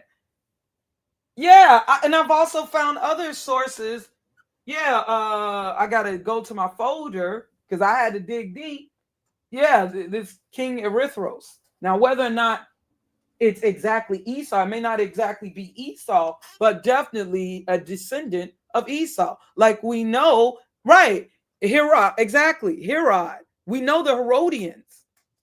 We can't deny that. The Herodians, And even Wikipedia, even Google can't deny that Herod, hold on, that the Herodians, look at them, looking red right there. But let me see if they've changed it. Herodian, ruler of Galilee, King Herod.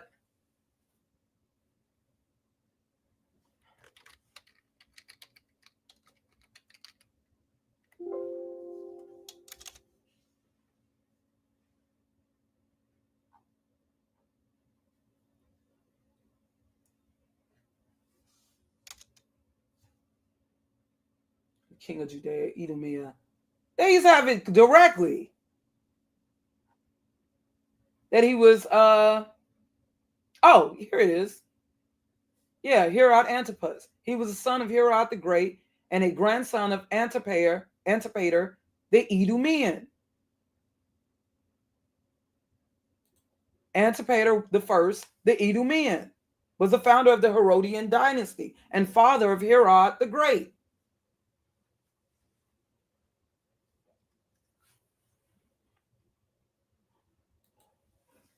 Yeah. So again, it says here, King Erythras. So a lot of these, several men, learned men, believe that this King Erythros is Esau or Edom. Edom in Hebrew signifies red or ruddy, as Erythros does in Greek. Okay, let me see. What's this? What I got here?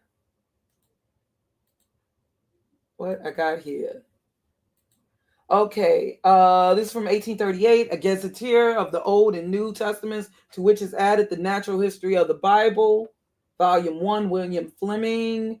This is from 1838, and on page 426, let's see, it reads, Strabo, Pliny, and other writers.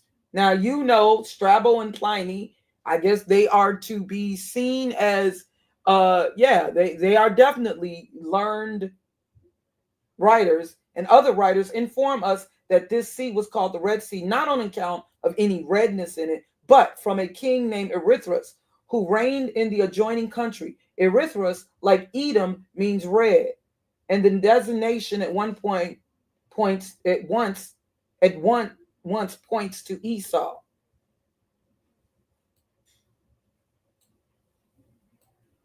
But there are people, of course, those who disagree. But why would they say that? And there's more. Now, we may add that the Red Sea is termed by Moses Yam Suf, or the Sea of Rushes. Let me see. Esau, and these are the generations of Esau, the father of the Edomites, in Mount Seir. It is already observed that the name Seir, yes, understand, Seir is also synonymous with Caesar, meaning hairy. Seir, Kaiser, kosher, Khazar.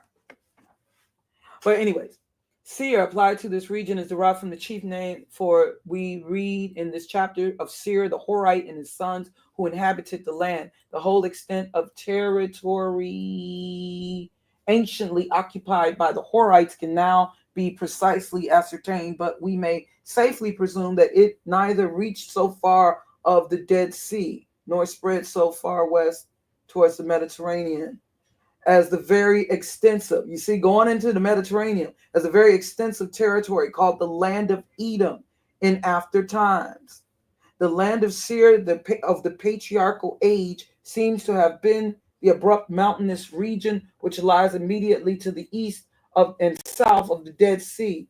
Here Esau permanently settles himself and his family after the death of his father Isaac, and when his descendants increased, they became sufficiently powerful to extirpate the original inhabitants and take possession of their country. Moses informs us that the Horim dwelt in Seir before time. They were the ones originally there. Now, the Horim, they're said to be the troglodytes. The Horam dwelt in Seir before time, but the children of Esau succeeded or inherited them, like defeat them in battle, where they went and also intermarried, if you want to call it marriage, when they had destroyed them from before them and dwelt in their stead, as Israel did unto the land of his possession, which the Lord gave unto them. The whole territory then took the name of Edom, a designation which appears to have increased with the progressive spread of the Edomite power, which in the days of its utmost prosperity extended along the eastern frontier of Palestine from the parallel of the Lake of Tiberias and reached southward to the shore of the Red Sea, while in another direction it comprehended the country to the south of Palestine from the mountains of Seir to the Mediterranean Sea. Okay. And there's a lot. There's a lot. And I only got so much time, and it's very, very interesting. And so it gives you an understanding of what this animosity is.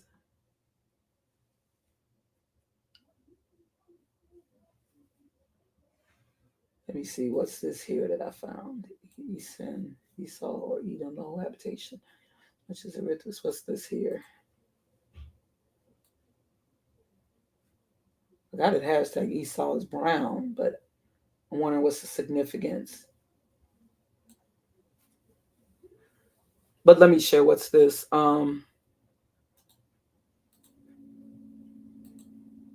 Okay, from 1686. Ooh, the older the better.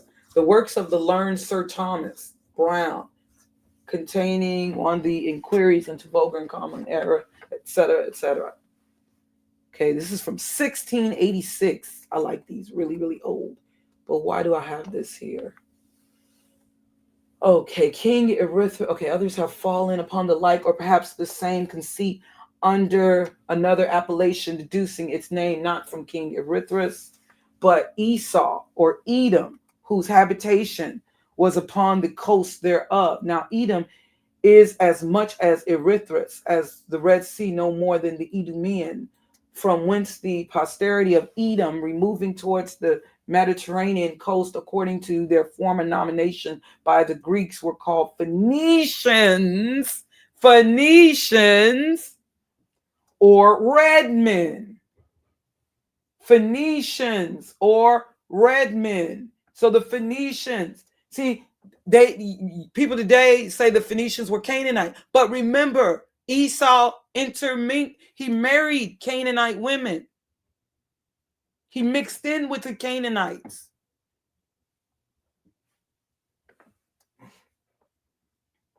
Or at least some of the Canaanites, some certain Canaanite groups, like the Hittites.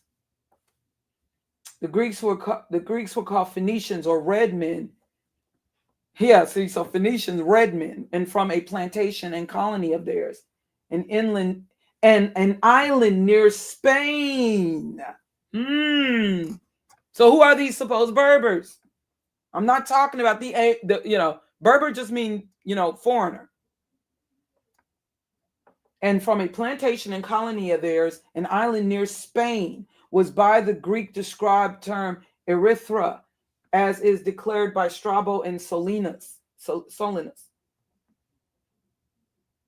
I have to come back to this one to read even further because I totally forgot. Wait. Hold on. Because they're talking on Portugal. I'm going to have to come back to this one. I totally forgot about this here. It's a lot of stuff that I got to go back to reading.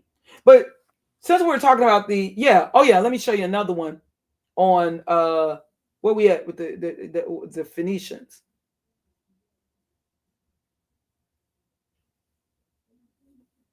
Because there was another one I wanted to show you. I thought I had the tab open.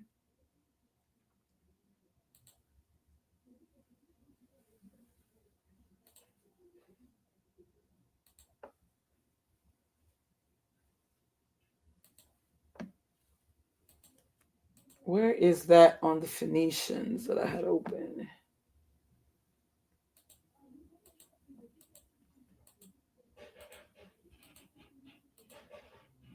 Doggone it.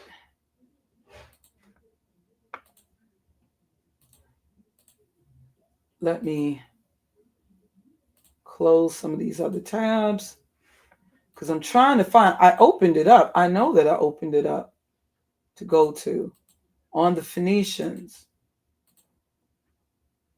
I know that I opened it up, but where?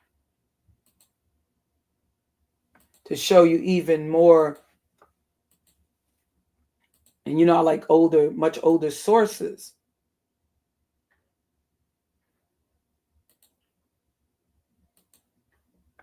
Oh, here it is.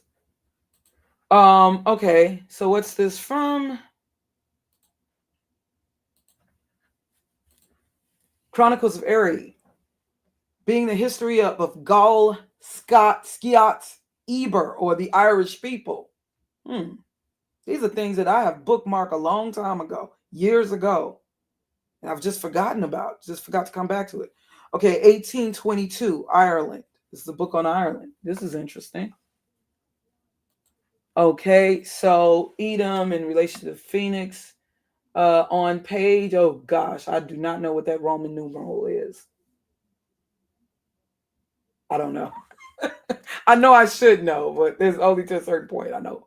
But on this page here that you see, okay, well, and for what reason did the Greeks call the country Phoeniki? Because Phoenix in the Greek language signifies red, also synonymous with Edom and Phoenicia. They'll tell you it means something different today. Hold, my friend, and understand the bird. Remember I said the phoenix, that mythical bird, which is now masked by the eagle. The phoenix, the eagle is just a mask for the phoenix. The phoenix is a mythical bird representing Edom. You know, Edom, who claims he's going to rise up, rising from his ashes. You may tear me down, but, you know, Esau, Edom in his pride, I'm going to rise back up. You know, like you think of, yeah, they had the earthquake that hit Seir, you know, bring you down, dwell in the clefts of the rock, got brought down. Yeah, you think of they established with the descendants of Japhet, established the Roman, what became the Roman Empire, Greece, Rome. Yeah, but we know that, you know, got, you know, the barbarians was trashed by the the barbarians, the Goths. Perhaps they are descendants, the original descendants of the Horites, who knows? But the Renaissance, that was the reestablishing, that was the continuation. The Renaissance era, Renaissance meaning rebirth, renewal of what they had began with the Roman Empire. That was actually around that time. After, that's why they love the year 1492. The Moors defeated, expelled from Spain, along with what happened to the real descendants of Judah. And then from there, you got the transatlantic slave trade or the Middle Passage. It's no coincidence, but who is behind that? And they knew to make everything. And that was the beginning of this idea of so-called white supremacy. That's why they had to do all these repaintings, painting and art. Art was very important in the Renaissance because this was a time where they had to make everything white is right, because they played on the whole, somehow they fused with, go ahead, let's mix it really good. Oh, I'm sorry, I'm talking to my family. See, how did they come out of the dark ages? Well, you know what? Eventually fusing with and making everything about black versus white. Because, see, you gotta understand, it was white people, if you will, who trashed Rome and stuff. It was the Gentiles or the you know, who knows? They made, you know, the Goths, the Goths. But by making everything into black versus white, and, you know, why was it referred to as the Black Plague?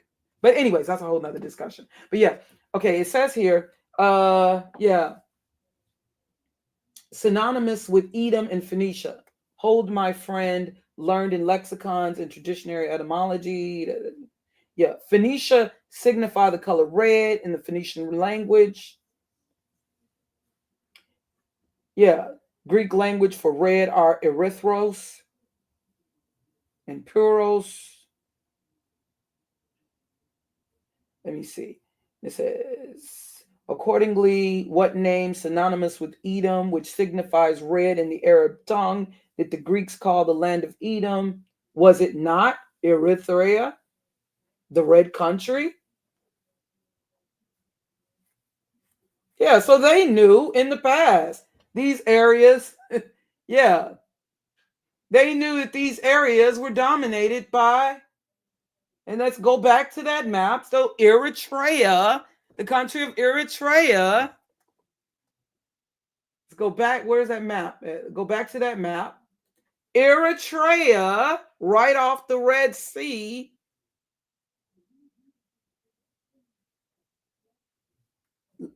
Eritrea, think Tiffany Haddish's dad, Nipsey Hussle's dad. Eritrea, definitely named after Esau.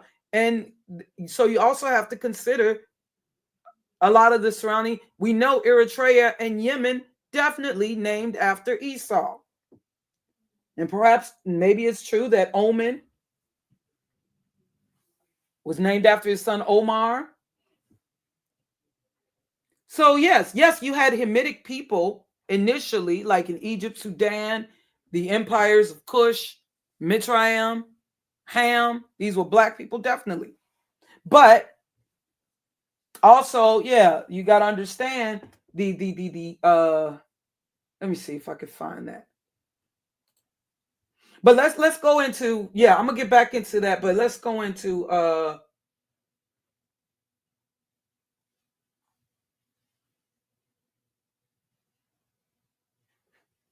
okay, I already went here.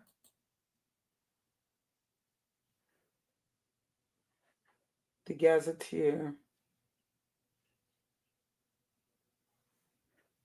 Let me see. And also it says Jacob Esau was born. He came from the womb red all over like a hairy garment. Two brothers. Okay, this isn't really what I'm looking for here. Yeah, land of Edom, probably speaking, was in the okay, we already read that.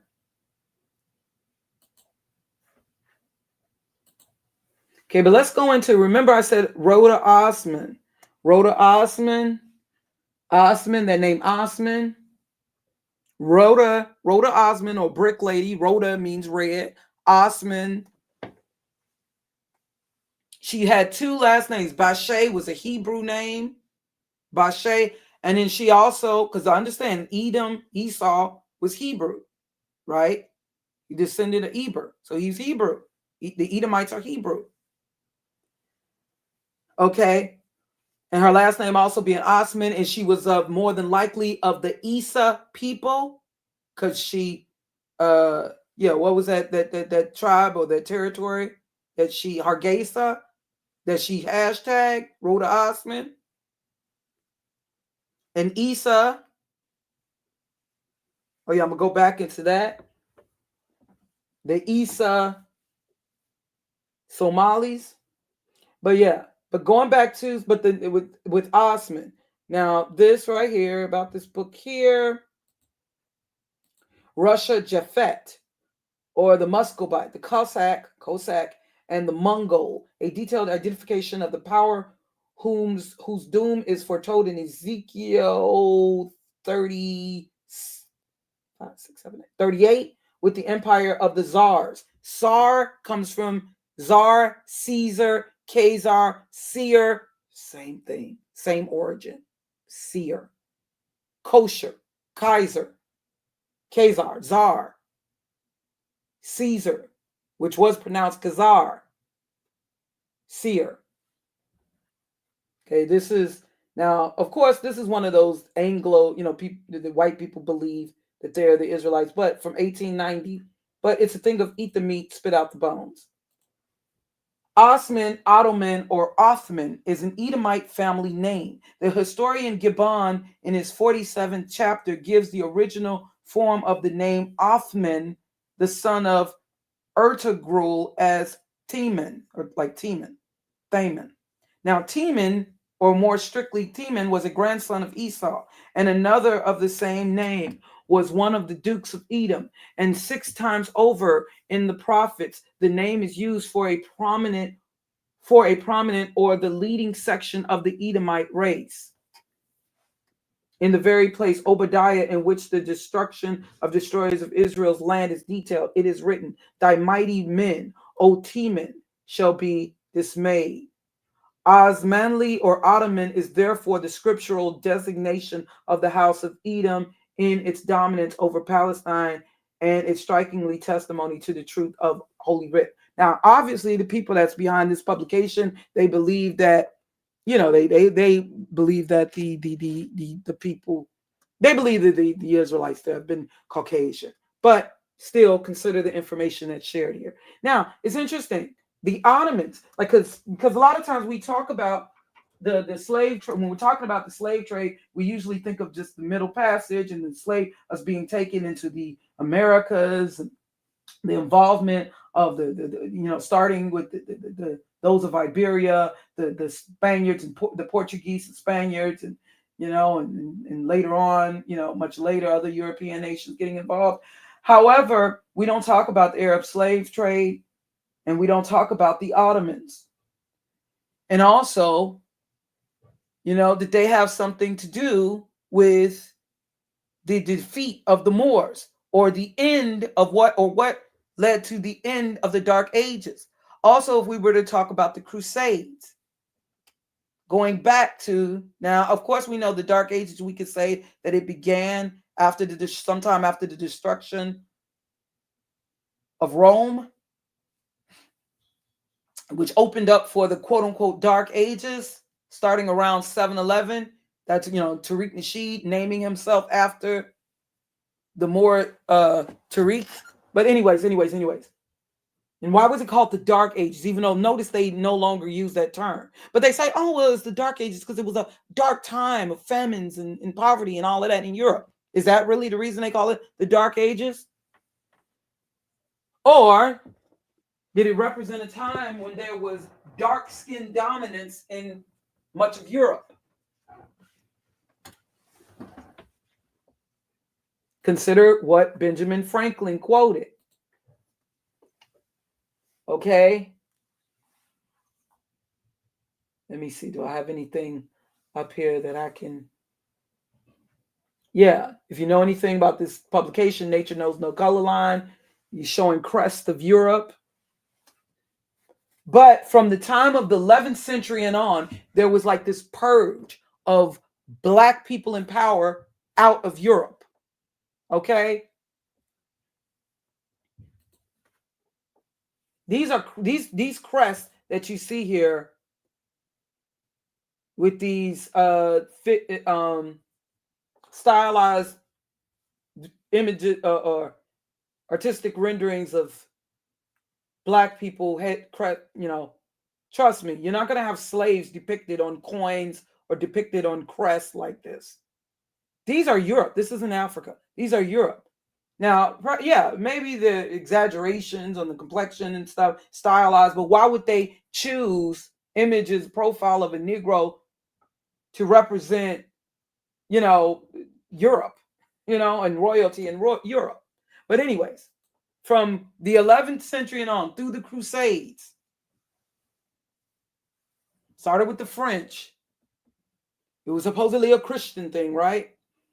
There was a purging leading all the way up until the 15th century, 1492, when that was the final major purge, the defeat of the Moors. Okay, and that opened up for the Renaissance. How you doing, Wisdom Master Views? I can't wait to get back to y'all comments in a minute. Most West Africans, Central Africans, East Africans are Canaanites. No, I don't think so. No, I don't think so. Look at what no. I believe most a lot of West Africans, there are many that are Hamitic, many are Hamitic, like of the A haplogroup and B haplogroup. But even many more are of the E haplogroup. In the E haplogroup, I'm talking Y DNA, paternal DNA is Shemitic. Many of our people, I know that there are these Hebrew Israelite camps who they'll be quicker to claim a Latino who is predominantly of the J and the J and Q haplogroup, and the Q haplogroup might be Hittite. They're quicker to claim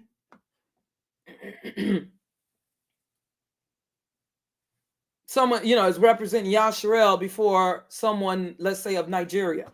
And like I said, it's no coincidence that Tariq Nasheed right now, he's trying to get you to see Nigerian. Ooh, a Nigerian called you a mutt. It's no coincidence that he's instigating right now.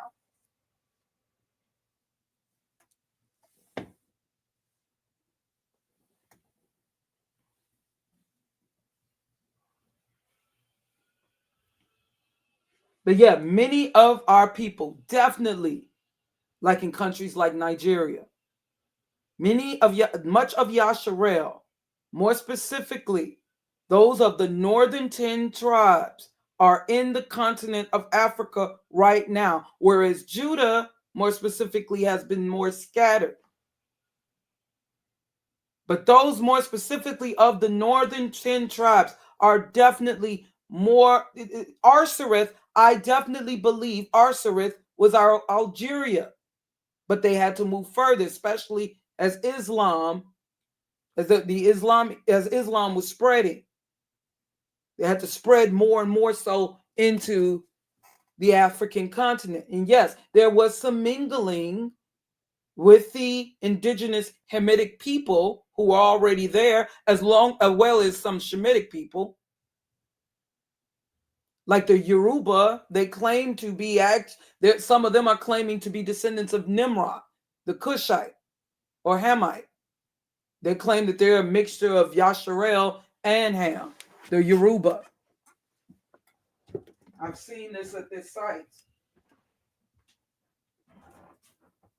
Well, some say Nimrod, and then I've also seen where they say Canaan. But of course, yeah, I mean, Canaan, it's both Ham, descendants of Ham, but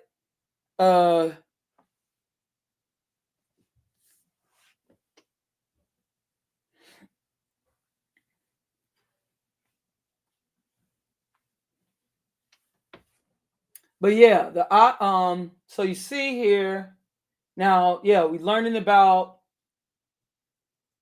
yeah, so it is for nothing in his luminous article on the Turks at page 300 of the 4th volume of the Life from the Dead of the year 1878, that the Dukes of Edom are set forth with special pomp and circumstance. When you think of the Turkish race, the palace and pashas, and the whole massive harem, sloth, and administrative. Okay, but I don't want to go all into that. But yeah, think of that, the Ottomans. And when you learn about slavery, let me see. Oh, I was able to find it, even though it got removed. I was able to find it. Let me see. Slavery in Ottoman this PDF here. Slavery has existed. I believe that, yeah, because when I tried to find this is from, yeah, remember what I was trying to show y'all, but they said it was removed from the University of Texas? Slavery in Ottoman Egypt. Slavery has existed in Egypt since ancient times. Okay, records from the New Kingdom. Okay, I'm just trying to skim through. Egypt became part of the Ottoman Empire in 1517 when Sultan Selim II won a quick and decisive military campaign against the Mamluks, who had ruled Egypt for several hundred years. The Mamluks were of slave origins, originally from the Turkic tribes of the Caucasus and Central Asia. Okay, so you gotta understand, in some cases, the descendants of Edom, they may have been under and oppressed under these people. And, we don't know how the Turks may have originally looked, because I do see some artistic depictions of some of them being rather dark skinned, even black looking. But anyways, okay, they were originally from the Turkic tribes of the Caucasus and Central Asia, originally hired as soldiers by the Kurdish general. Yeah, so they'll be under a group of people, but then somehow they rise to a position of power. They're really, really good at, I guess, kissing up and making people feel special. You know, like when you consider people, you know, with the record label, you know, think Rick Rubin, you know, Def, you know what I'm going with that. But anyways, we talk hip hop.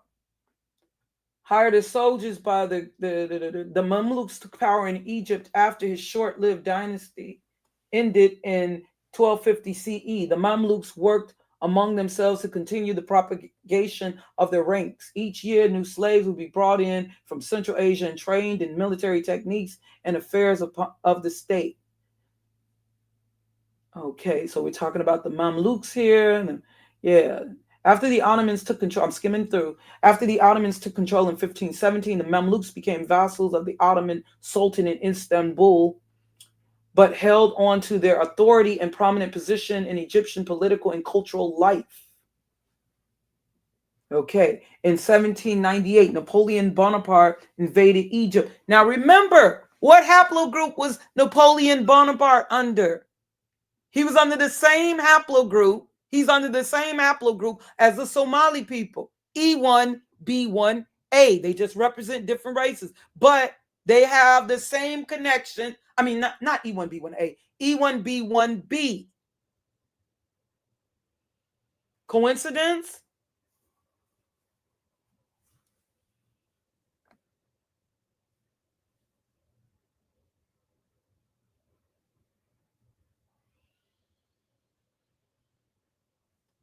Yeah, okay. But anyways, let me go to this right here from Afropean.com. Deciphering the Ottoman involvement in the African slave trade. Okay, this is the second installment as part of a new series entitled Siyah, which explores the relationship between the African diaspora and Turkish social and cultural narratives, with journalist Adama Jolde Minu. That name.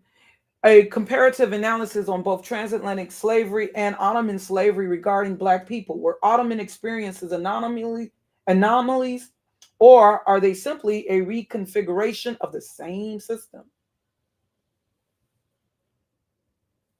Okay, I'm kind of getting to the point I want to just skim through now.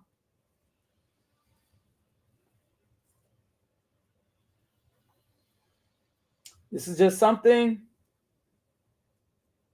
While contact between Turks and sub-Saharan Africans spans centuries, dating back to the 9th century, a detailed study of that relationship, even pertaining to slavery, is too expensive for this project.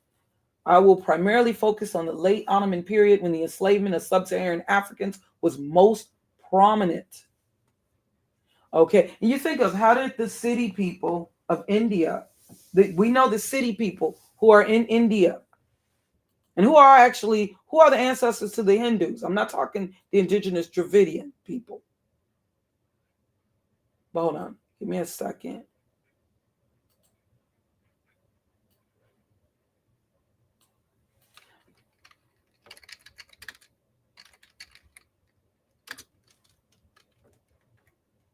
The city people. Now, the city people are ethnic minority in India of primarily Bantu descent from East Africa. These are people of Yasharel. More than likely, the men will be E1B1A. They have lived in India for centuries and are found in various states, mainly in the West and in the South. These are the city people of India. Look a lot like us, don't they? Look a lot like us, don't they?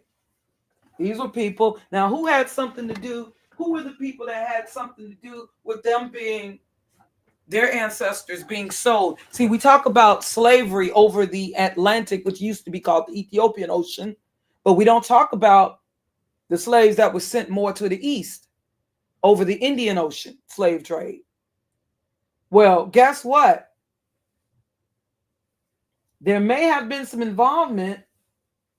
Yeah, and there's a history with Somalia, capturing Bantus. Who look Chinese? These are the city people of India who are descendants of those who were captured.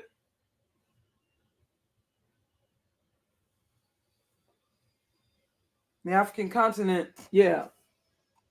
But why is it always a certain group of people, whether they want to call them the Bantu speaking, basically Negroes, who are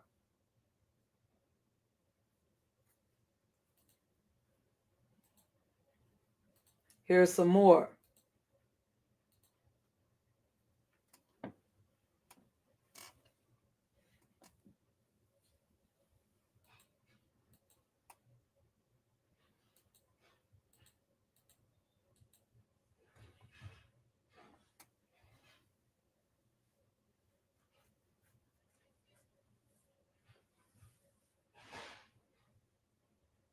But yeah, look more into, because I'm kind of getting a little tired.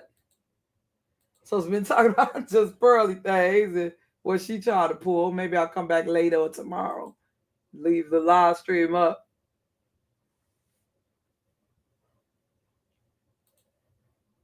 Yeah.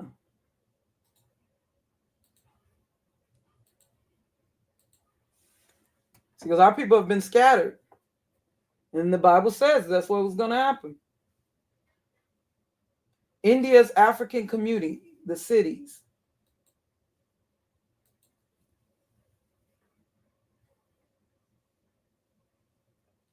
Oh, yeah, this was just something on the history of Eritrea. But anyways, the Italian influence.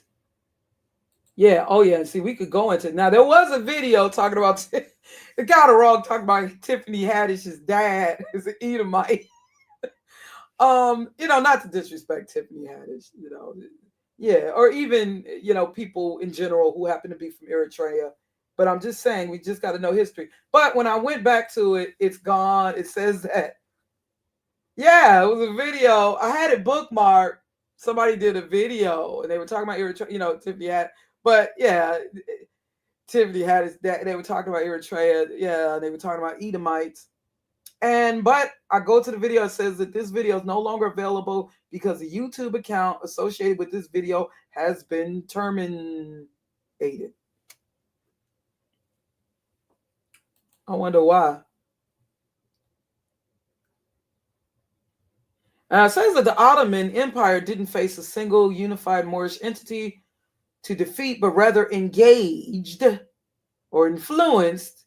Now, when I went on and typed in Ottoman defeat Moors, AI overview says the Ottoman Empire didn't face a single unified Moorish entity to defeat, but rather engage with various North African Muslim powers, Berber Moors, and shifting alliances and conflicts, often intervening in local Moroccan politics to establish vassalage, or fighting Christian Spain, Portugal, who also vied for control in the region, resulting in Ottoman successes like in Morocco and shared zones of influence, not a definitive Moorish conquest.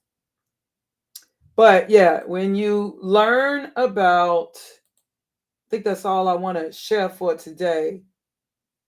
Oh yeah, I did want to, on the Shasu,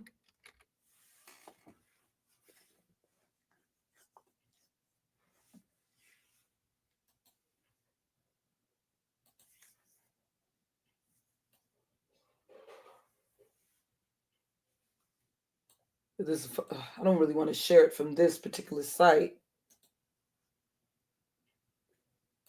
because it's one of those new age like sites, or even from this, because this is one of those, trying to paint Moses, but it's a thing of eat the meat, spit out the bones. This publication, Did Moses Exist? The Myth of the Israelite Lawgiver. But Know that Moses is not lived, but let's just consider what's being said here on page 186. The Shasu, in regards to the Shasu of Seir, wanderers. The name Shasu is said to come from an Egyptian verb meaning to move on foot, like wanderer. That's what they describe Arabs as. Frequently employed to describe either journeys or the daily motion of the sun. It eventually was used to refer to wandering groups whom we would call Bedu. The significant distinction, with the significant distinction that unlike their modern counterparts, they lack the camel. An amalgam of these groups, the northern Hebrew, but we're not talking about the same, we're not talking about Yashrael, and the southern Shasu along with the Amorites. Okay, wait, I'm trying to get more specifically. Yeah, the Shasu of Seir, this is also Seir, that S apostrophe RR, Shasu of Seir. That's what I wanted to get more specifically to. Says here, but this is one of those creepy new age sites, but eat the meat, spit out the bones.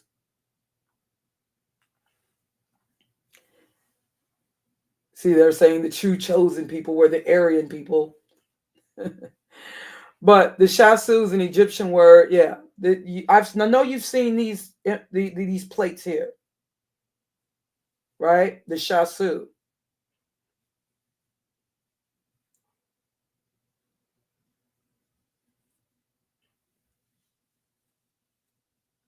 Well, I believe these also to be, and I have more information. This is also where the Hyksos,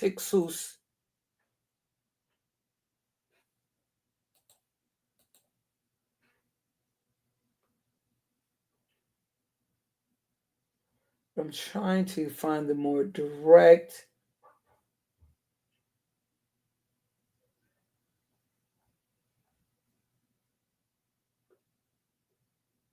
Hold on.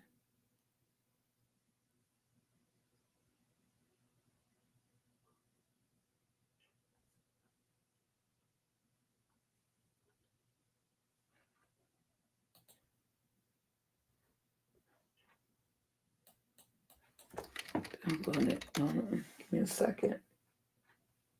Dang it.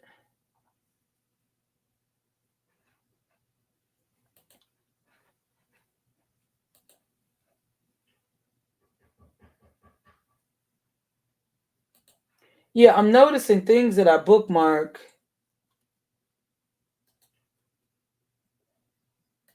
Come back to it. It's like they even changed the page even that they were originally on. They even changed the page that they were, like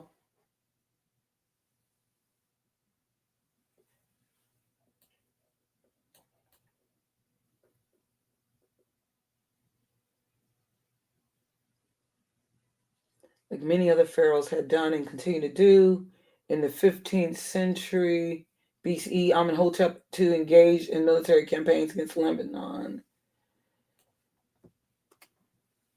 Okay.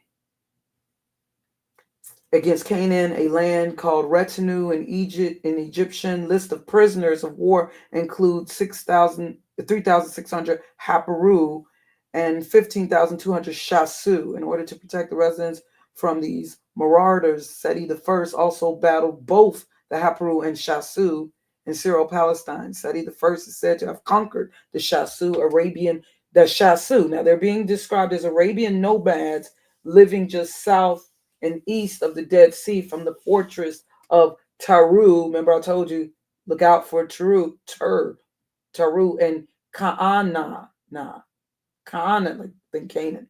This defeat, too, may have found its way into legend and myth about the hated enemy, Egypt. Understand? Eat the meat, spit out the bones. Seti's son was Ramses II, the ruler most often considered to have been the pharaoh of Exodus.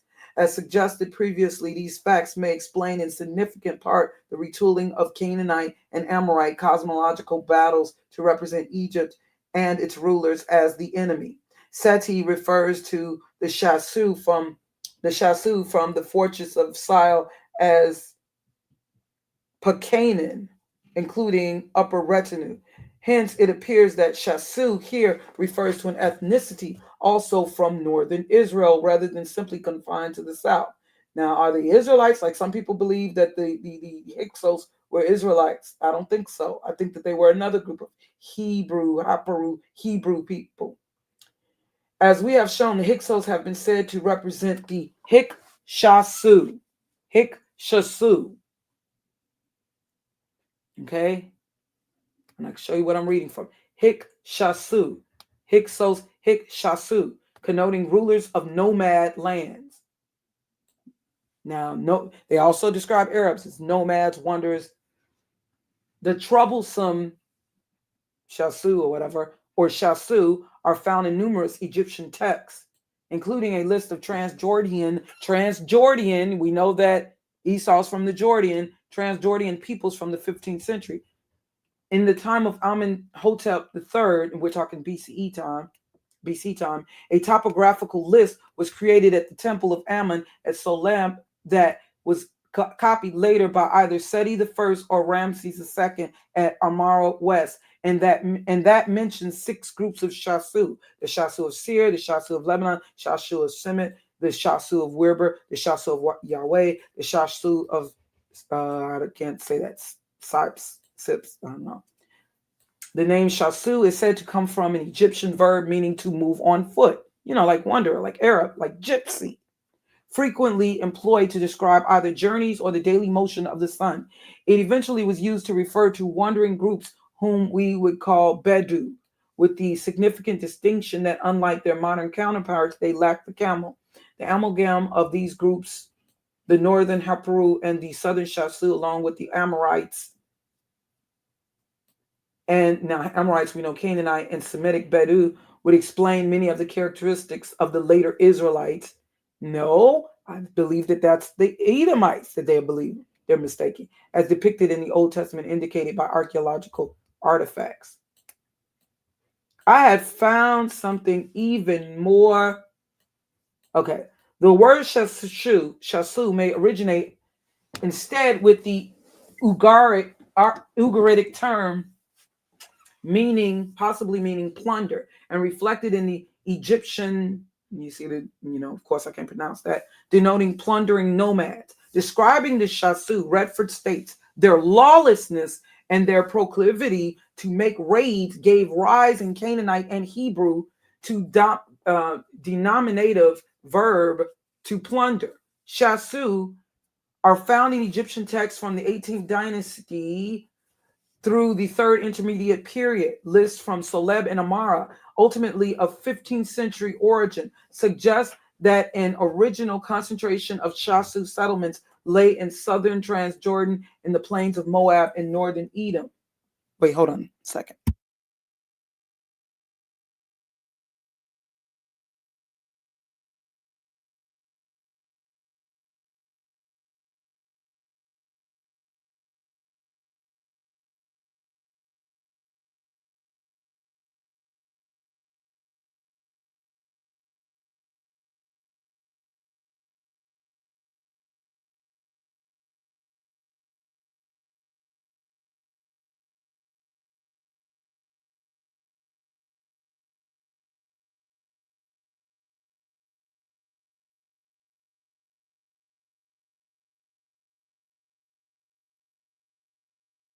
Okay, you guys can hear me? I hope you can.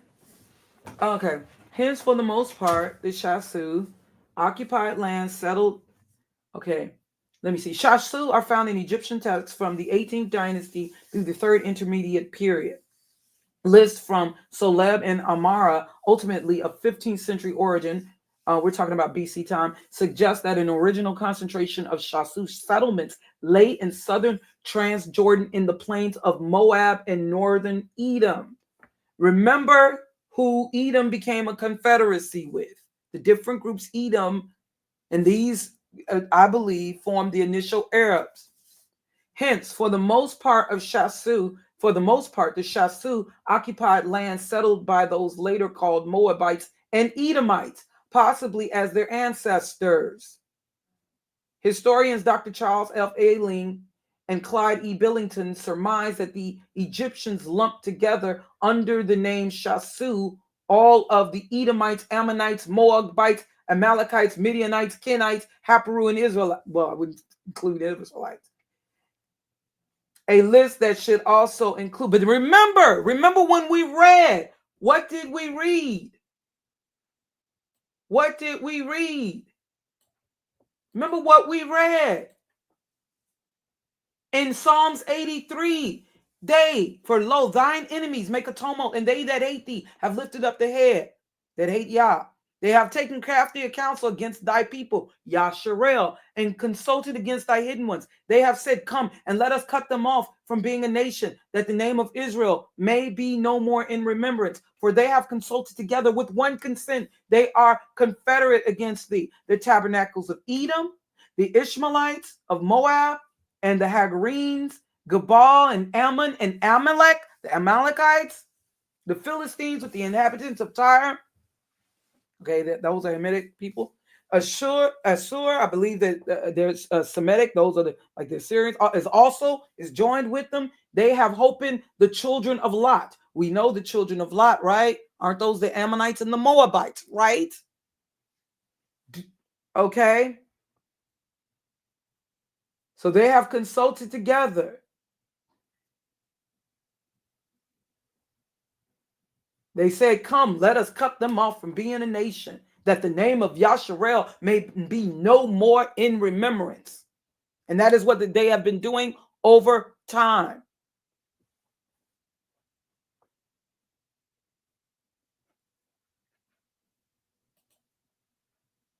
And we have just become a byword, whether it's black, Mado, Niger, Negro, Moor, Ethiop. Understand, us being called black, it's something more symbolic. More, mortality representing death. Necro, death.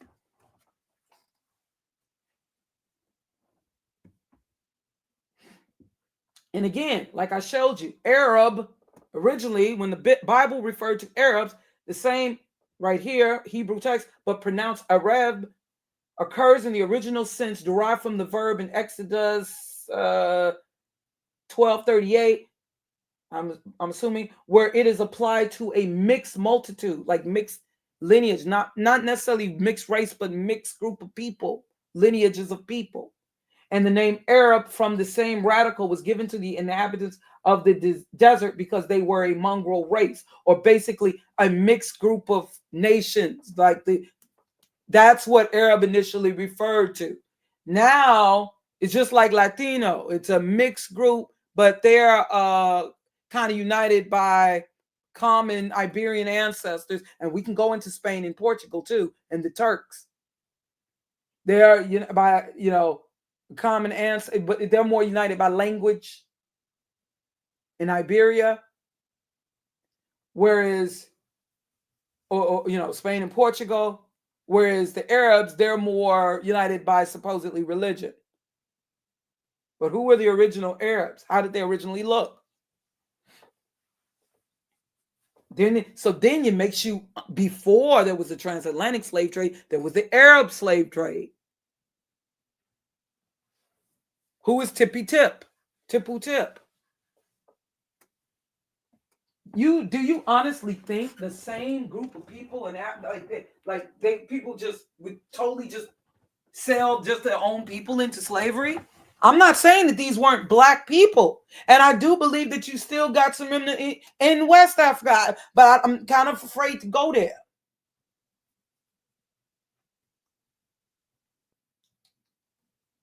But I noticed that there was a certain group in Nigeria who had not been, for whatever reason, even though they looked just like us,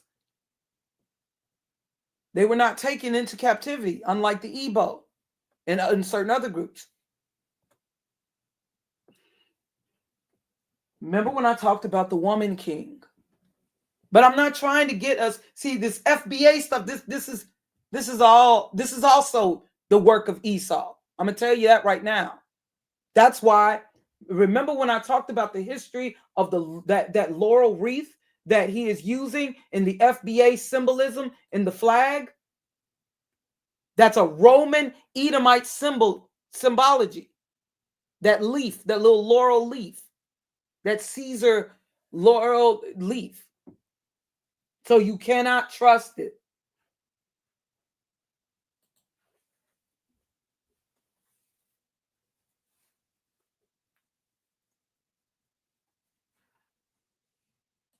But yeah, the Shasu, let me see if I could find those plates, maybe the images.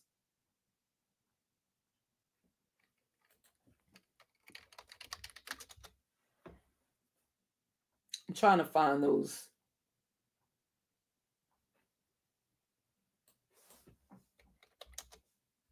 heads, those images.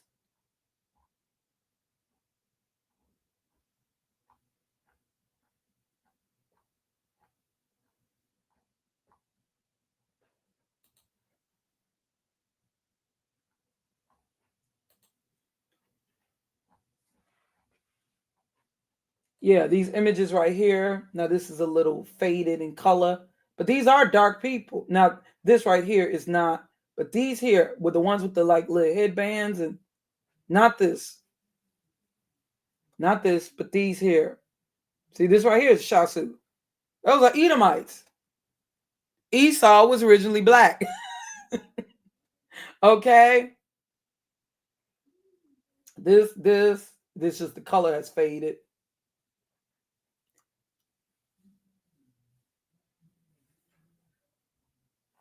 And so when you consider the trouble that they may have been called, like let's say if you believe that they were the Hyksos,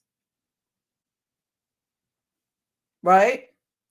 Then they may give you an understanding as why all of a sudden there was this prejudice that the Hamitic rulers of what became Egyptian dynasties, why all of a sudden was this animosity despite what Joseph had done. I have found out in doing my research over the years. Now, this is years of research going back to when I did my Ancient Egypt series over 10 years ago. And like I said, I was just proving that the Egyptians were black. But then there was information coming to me that I wasn't even seeking. I wasn't even totally convinced that the ancient Israelites as of yet until I got towards the end of my series, because there was information coming to me. I wasn't even seeking this information. And it took me some time in doing that series. And that's what got me even more so fascinated. Even though I had learned as far back as the 80s that we were of Yasharel, I just wasn't convinced. But when in me doing that series and all the information, and I was like, whoa, oh my gosh, my brother, he was right. I was being, descendants of Yasharel. And so from that time on, I've just, even though my original computer crashed and stuff, and lost my original channel, and I lost a lot of the information that I had gathered, but it was blowing my mind.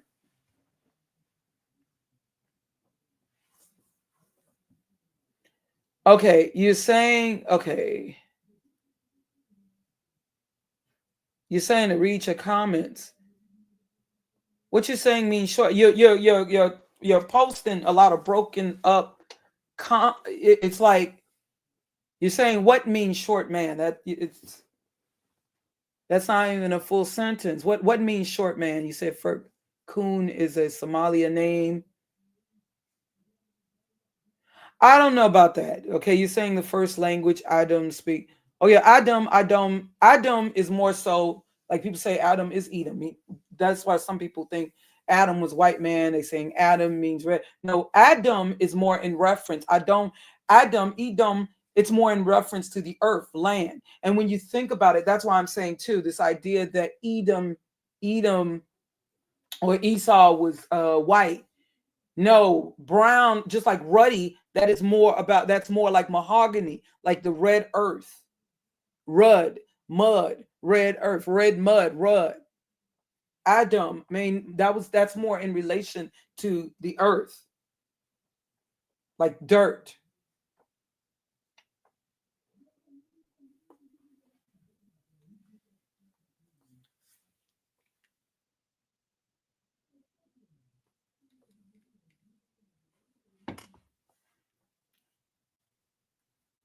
But yeah,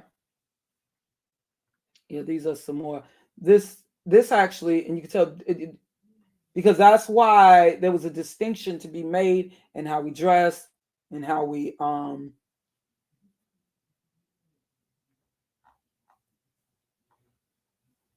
but this was a Nubian or Yasharel.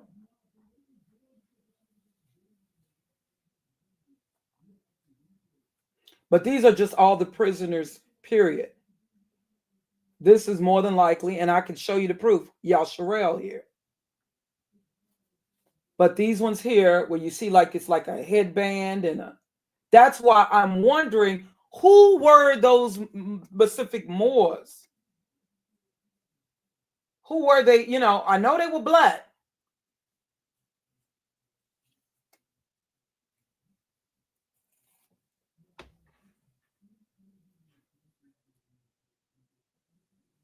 And that's another thing too. The headband thing, that's also like a Canaanite kind of thing.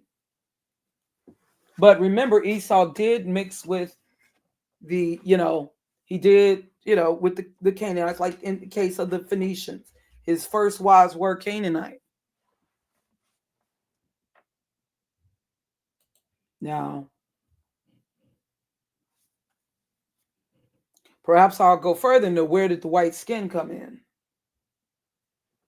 Well, first, check out the live stream I did on my other channel in regards to the Horites.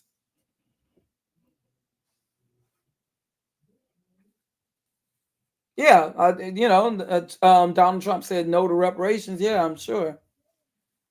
That's expected.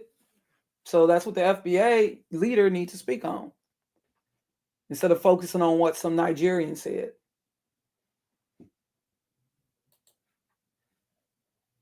But we, because I thought wasn't that what the FBA agenda was about from the jump? Creating a solidified identity for the pursuit of reparations. Otherwise, what's the point? You were already calling yourselves Black Americans, so what was the point? But no, he'd rather focus on what some, they are. It's embarrassing, that whole FBA thing. And they're over there talking about musty. A Nigerian said this. Oh, if you read the comments, she looked musty. It's ignorant. It's so ignorant. It's embarrassing. It's really embarrassing.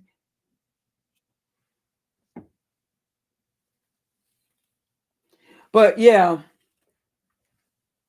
So what we gotta also understand, I think that's all I'm talking about for now. Maybe I'll talk about Miss what she says here. She's talking about what racism. We're gonna talk about it tomorrow. Yeah, because she's going hard. She is really just poultry things. She is going hard. Oh, y'all, I gotta hold up. Yeah, I gotta this thumbnail she got here. I don't know if y'all, my gosh. Wait, it's not showing up. Dang on. Things are freezing up on me.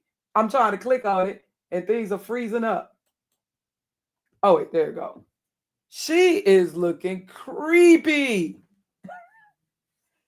She is looking, can y'all believe that this woman is still in her 20s? But she is going hard in the paint.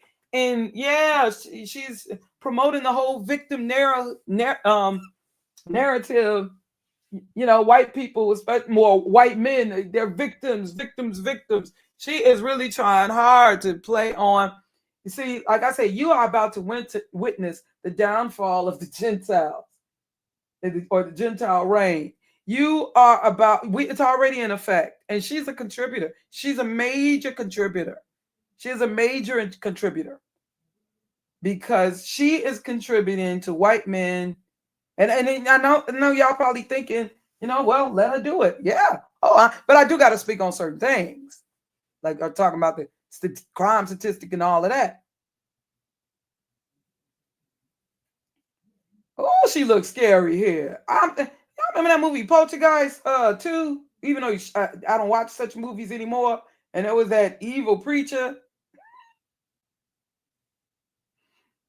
That was a scary movie. he would be singing that. I don't want to sing that song. But gosh, ain't even 30 years old, still in her 20s. Somebody needs to tell her about, the even people in her comments saying that thumbnail is scary. But yeah, she is going hard. Yeah, she is going to lead to, because it's her thing to, what she's doing is, hold on, things are freezing again. Make white men, oh boy. Oh, everything's freezing again on me. Y'all can hear me, right? But yeah, to make white men into victims, the very same thing that they say the Democratic Party is doing with quote unquote black people and keeping us in a victim state mentality, and that's what's bringing us down or what's been holding us down. Well, that's exactly what the Republican Party is doing in regards to white men, keeping them feeling like they are the victims. And she's really feeding into that. She's race baiting, gender baiting. But it all tickles their ears because they want to be seen as victims. And actually, this is actually what is going to lead to. This is all what's going to lead to the downfall of white men. I got to re-upload that where I talked about, white men, the only real victims. This is what's going to lead to more and more white men. They're going to go from Frank Grimes to straight up Dusties, like the what happened with the Cobra Kai character, Johnny. Because they're in her blaming everything on women and trying to make it look like white men are the only victims of racism. They'll taunt black people. What racism? What racism? But then these very same people who will laugh at us and taunt us as playing victim, the very same people will be the main people crying. White men are crying so much today. And she is going hard. She is trying so hard to distance herself from her not so distant past of being with black men and trying to tickle the ears of black men. She's even still using the slang 304s and all of that. She is trying hard to prove that her lawyer, no, I was only with him one time, even though she said, most of the guys she dated were black. That's what she claimed. But she is trying hard because I told you from the jump. But she's trying to make it now as if the reason that she's flipped, like just how Synergy used that excuse. You had one altercation or something. Oh, because of the people, black men turning on her in social media, people she was partners with, people she was, talk about not taking accountability. Just like, yeah, she claimed, oh, well, I got this from when people confronted her over her rhetoric against black women. Well, I got this from Kevin Samuels. And what she said about slavery being not so bad, well, the black man Thomas Sowell said it. But she always talking about women not taking accountability. That's what's very interesting. So now she's trying to use as an excuse of her now recent flipping and having black fatigue, even though what happened with the guy exposing her, like she feels somebody's supposed to still be cool with her, even though I don't understand them being cool with her in the first place. But you're saying things about slavery so people are wrong for deciding, oh, black people, I don't want to work with you no more. I see that you're a racist. I don't know why they didn't see that in the first place. I guess because if she was just talking about black women, then, that's okay. See, they know that they can first jump in. That was her easy gateway into YouTube through the Black Manosphere because, that's easy. Black women understanding the least protected. So I can easily talk about black women. Ain't nobody going to. But see, she really wanted the attention of white men. That's who she wanted. Those are the men that never really paid her attention. because she ain't really the type they would be running to. Only ones maybe her daddy and brothers, but besides that, if they pay her any attention, her daddy probably look, take the money, do your thing.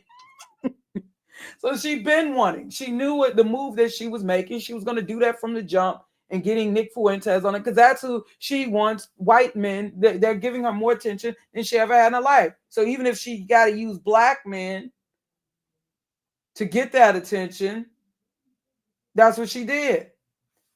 She tapped into this black TikToker who was pretty popular because she has in her mind that black men are going to support her and worship her no matter what. No, even though, she's talking about her coach who she tried to meet to. So she played on that. And once she got her little foot in the door, then I got to cater more to white men.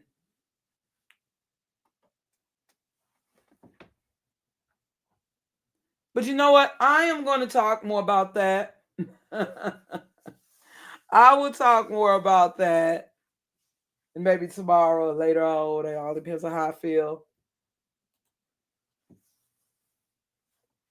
But yeah, that's the thing. She had been wanting, but I don't even think this is just about her and her own low self-esteem. And you notice how she's always trying to laugh stuff off like she's unbothered, and she's always trying to, It ain't even just about that. I kind of wonder, was she just like on the daughter on the movie Get Out? Was she a groomed agent all along? Because I believe that she may be under the Edomite powers that be. She's race baiting, but because Edom don't give a crap about white men. He hasn't forgotten the sacking of Rome. He don't give a crap.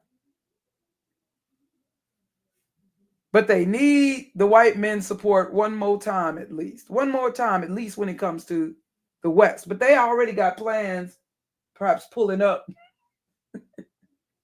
to Ukraine or Kazakhstan. Because, America may be doomed.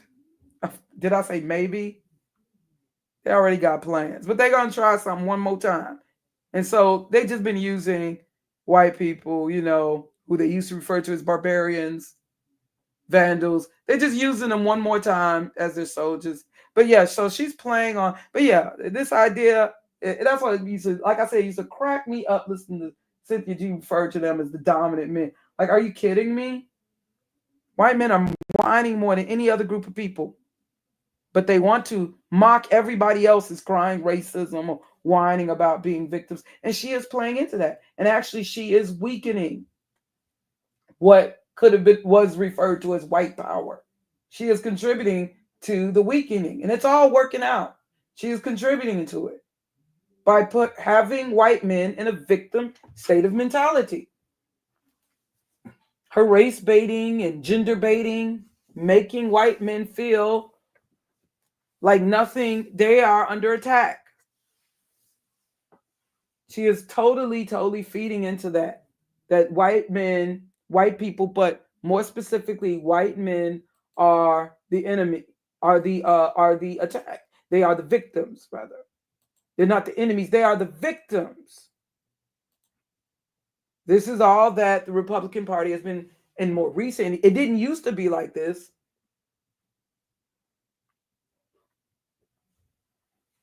Like Rush Limbaugh, even though he's the OG of a lot of this rhetoric, but he used to, he acknowledged the overprivileged. Whereas now they want you to see white people as the underprivileged, the underdogs, especially white men. And she's playing into that. Now, the thing is, who is really her puppet master?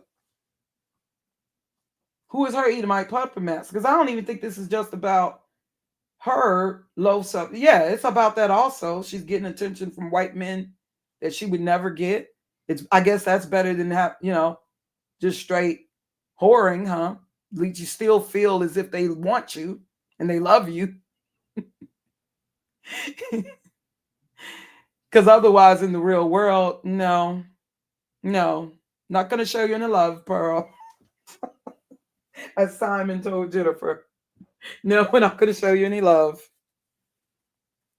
But yeah. So she's going hard, back to back, within a short period of time. Yeah, she's got quite a few videos here. I'm like, wow, within the insanity of anti-white racism. She's going back to back to back. This is just within a matter of few hours, just back to back. The downfall of the Western man could be blamed on modern women.